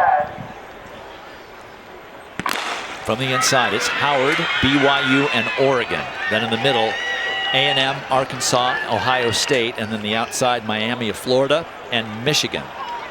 We'll take everybody back to the indoor season. Arkansas ran a world all-time best in that 4x400 meter relay, easily winning the NCAA championships. And then outdoors, they go outdoors haven't run quite that fast, but they got so much depth. It's interesting. Let's see who the lineup is. Here's Paris Peoples, Aaliyah Pyatt, Nikisha Price, and Rosie Effiong. Will get to stick around for the Razorbacks, and this is a team that can come out here and run a B team and probably get through to the finals. That's how much depth the Arkansas Razorbacks have. Yeah, you can notice that Britton Wilson was not in that group. She's already run a 400 and a 400 hurdles, both within 35 minutes. 52.4 for the outgoing, or for the leadoff runner for Arkansas. There's going to be a real fight for the pole position here with these second runners. Keep an eye on Texas A&M in the white uniforms. Kennedy Wade ran that opening leg. And Tierra Robinson-Jones, the tall figure in the white uniform, she's running second. Texas A&M comes in with a 325 on their resume this season. Always tough in the 4x400 meters. Ohio State just now passing Miami of Florida. A&M back there in 4th position. A little bit of a surprise. The SEC champs struggling a little bit here. Ohio State and Arkansas now.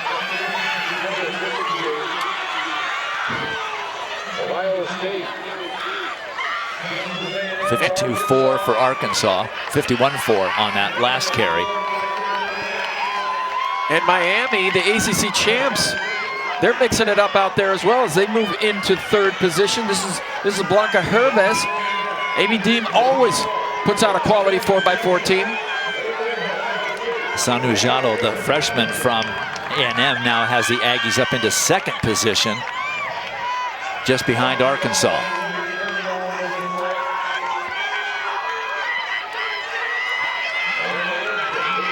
Arkansas and A&M. And that gap is widening. Razorbacks with a big lead as they hand off to their anchors.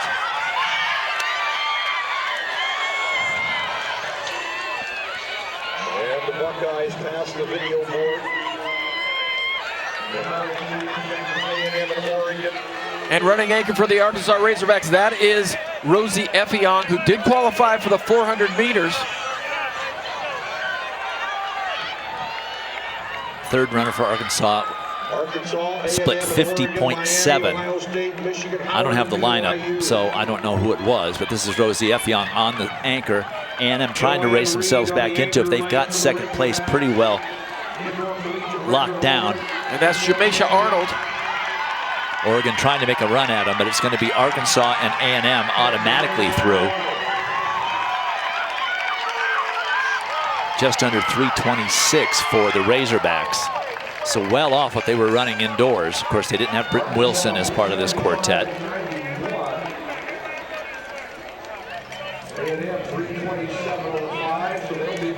50.8 for Effiong on that anchor carry. So very quickly, let's move over to what happened with the javelin earlier this evening. Well, before the running events getting underway on the track, Infield hosted the women's javelin competition. There you see the collegiate record and meet record, both held by Maggie Malone. You saw how well things went for Nebraska in the shot put, and they would continue to as well with Nebraska's Rema Odobor, a junior. That first round throw, 193 feet 8 inches, took the lead, and that would hold all the way for an NCAA title for the Cornhuskers. But Odobor would have two challengers from Texas A&M, both of them sophomores. This is Caitlin Fairchild. Her fourth throw goes 190 feet 2 inches, putting her into second position. Big applause, celebratory effort right there. And her teammate, fifth round, this is Liana Davidson. Saw what Fairchild did in the previous round, capitalized, gave her some momentum. Great toss there, 192 feet 10 inches, moving her into second position. So Odobor wins it all for the Huskers. Congratulatory big hug and embrace there as she wins the women's javelin title. Meanwhile, Texas A&M goes 2 and 3 with Davidson taking the runner-up position and Fairchild owning third. So here are the official results of that second semifinal heat with Arkansas winning over A&M. We're hearing that University of Texas has been disqualified for that snafu on their first exchange. I'm sure it's under review and it will be protested, and we won't know until tomorrow what the actual outcome will be. But right now, Texas out of the 4x4. That's a pretty big blow to Coach Floreal and his Texas women's attempts to win this national title here at home. This third and final heat featuring Kentucky in lane number 6 and Georgia in lane number 5. That's not the, I'm sorry, I got back to the first heat. Let me apologize for that. And this is, I've got the wrong sheet. It's USC, yeah, LSU on the outside, UCLA as well. For USC, they'll go with Bailey Lear, Christine Millard, Yemi John, and Jantaya Jones. USC comes in running a 3:26, LSU 3:29 this season. Take a look at the lineup for LSU. Ella Onojuvuevo, Michaela Rose will run second leg for the LSU Tigers and Gary White, and they'll finish with Hannah Douglas. Let's keep an eye on the Tigers. That's Georgia on the outside. Aaliyah Butler will lead off for the Georgia Bulldogs. All right, we've got the stripe sheet now. Georgia looking pretty good early. And LSU also right there. It's always a little bit of a distortion with this three-turn stagger. Baylor handing off first, followed closely by Southern Cal and LSU. Georgia running hard out in lane 9, 51-5 for Baylor's opening runner, which is supposed to be Gancha Morake.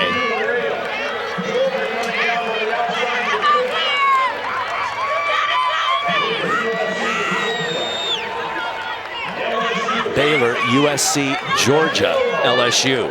And there you see LSU in 4th position. That's the great 800-meter runner, Michaela Rose, trying to work her way up on the outside with about 120 meters to go. She ran an outstanding semifinal in her 800-meter race, winning and pulling a lot of people up through time qualifiers. USC closing hard. It's supposed to be Kasha Chandler. And that was a nice leg by Juliet Whitaker of Stanford. She got him back into the mix. Chandler 51-2 on her leg. USC, Baylor, Stanford. I should say Georgia, then LSU, then Stanford. And this is Yemi John for the USC Trojans.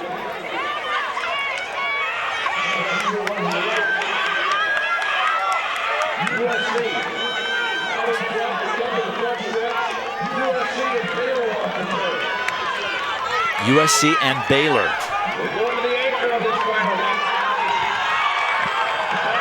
USC will hand off first, extending their lead. Baylor starting to tie up. They will pass second, though, followed closely by Georgia, then LSU. Well, good run by Brandy Presley of Georgia there on that third leg. She's already qualified as part of that 4x100-meter relay team. Bubble for qualifying by time, 3:29.94. So you got to be just under 3:30 if you don't finish in the top 2 and you want your team to advance. And Baylor in second there with Mariah Ayers. She looks really fresh with 200 meters to go. Southern California trying to hold off Baylor. Mariah Ayers on Baylor's team trying to close that gap, but it's not going to happen. It's going to be USC and Baylor getting the automatic qualifiers, and let's see if the teams after them break 3:30. Georgia definitely. That's all.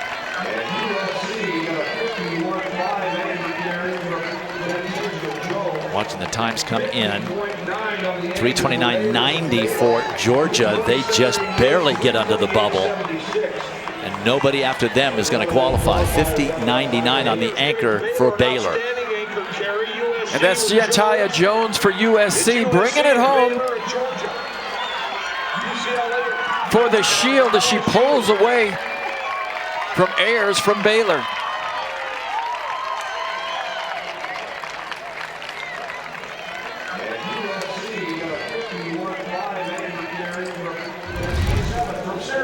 All right, there are the results. USC and Baylor through automatically. Georgia squeaks in on time, and nobody after that will advance to Saturday's final. Texas will, I'm certain, protest. It'll be looked over and decided, and we'll have the results of that tomorrow. There are your qualifiers through to final. I guess that they did not make it with 3:29.90. There was enough fast times in that last heat where it pulled the bubble down, so Ohio State turns out being the last qualifying team. Let's take a look at some team standings after 5 events completed. Nebraska winning 2 events outright, the 2 throws, the shot and the javelin. On top, A&M second, but 11 points back, then Oregon, Virginia Tech, and Alabama. But 16 events to be run, jumped or thrown on Saturday. So that is it for ladies semifinal day. Coverage of the NCAA Track and Field Championships continue tomorrow at 9 p.m. Eastern.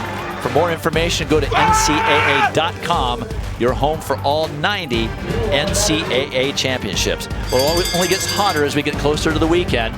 For John Anderson, Lara Overton, Dan O'Brien, our great statisticians Norm Ogilvie and Tom Lewis. I am Dwight Stones. Make sure you stay with us back on Men's Day tomorrow here at the NCAA Championships.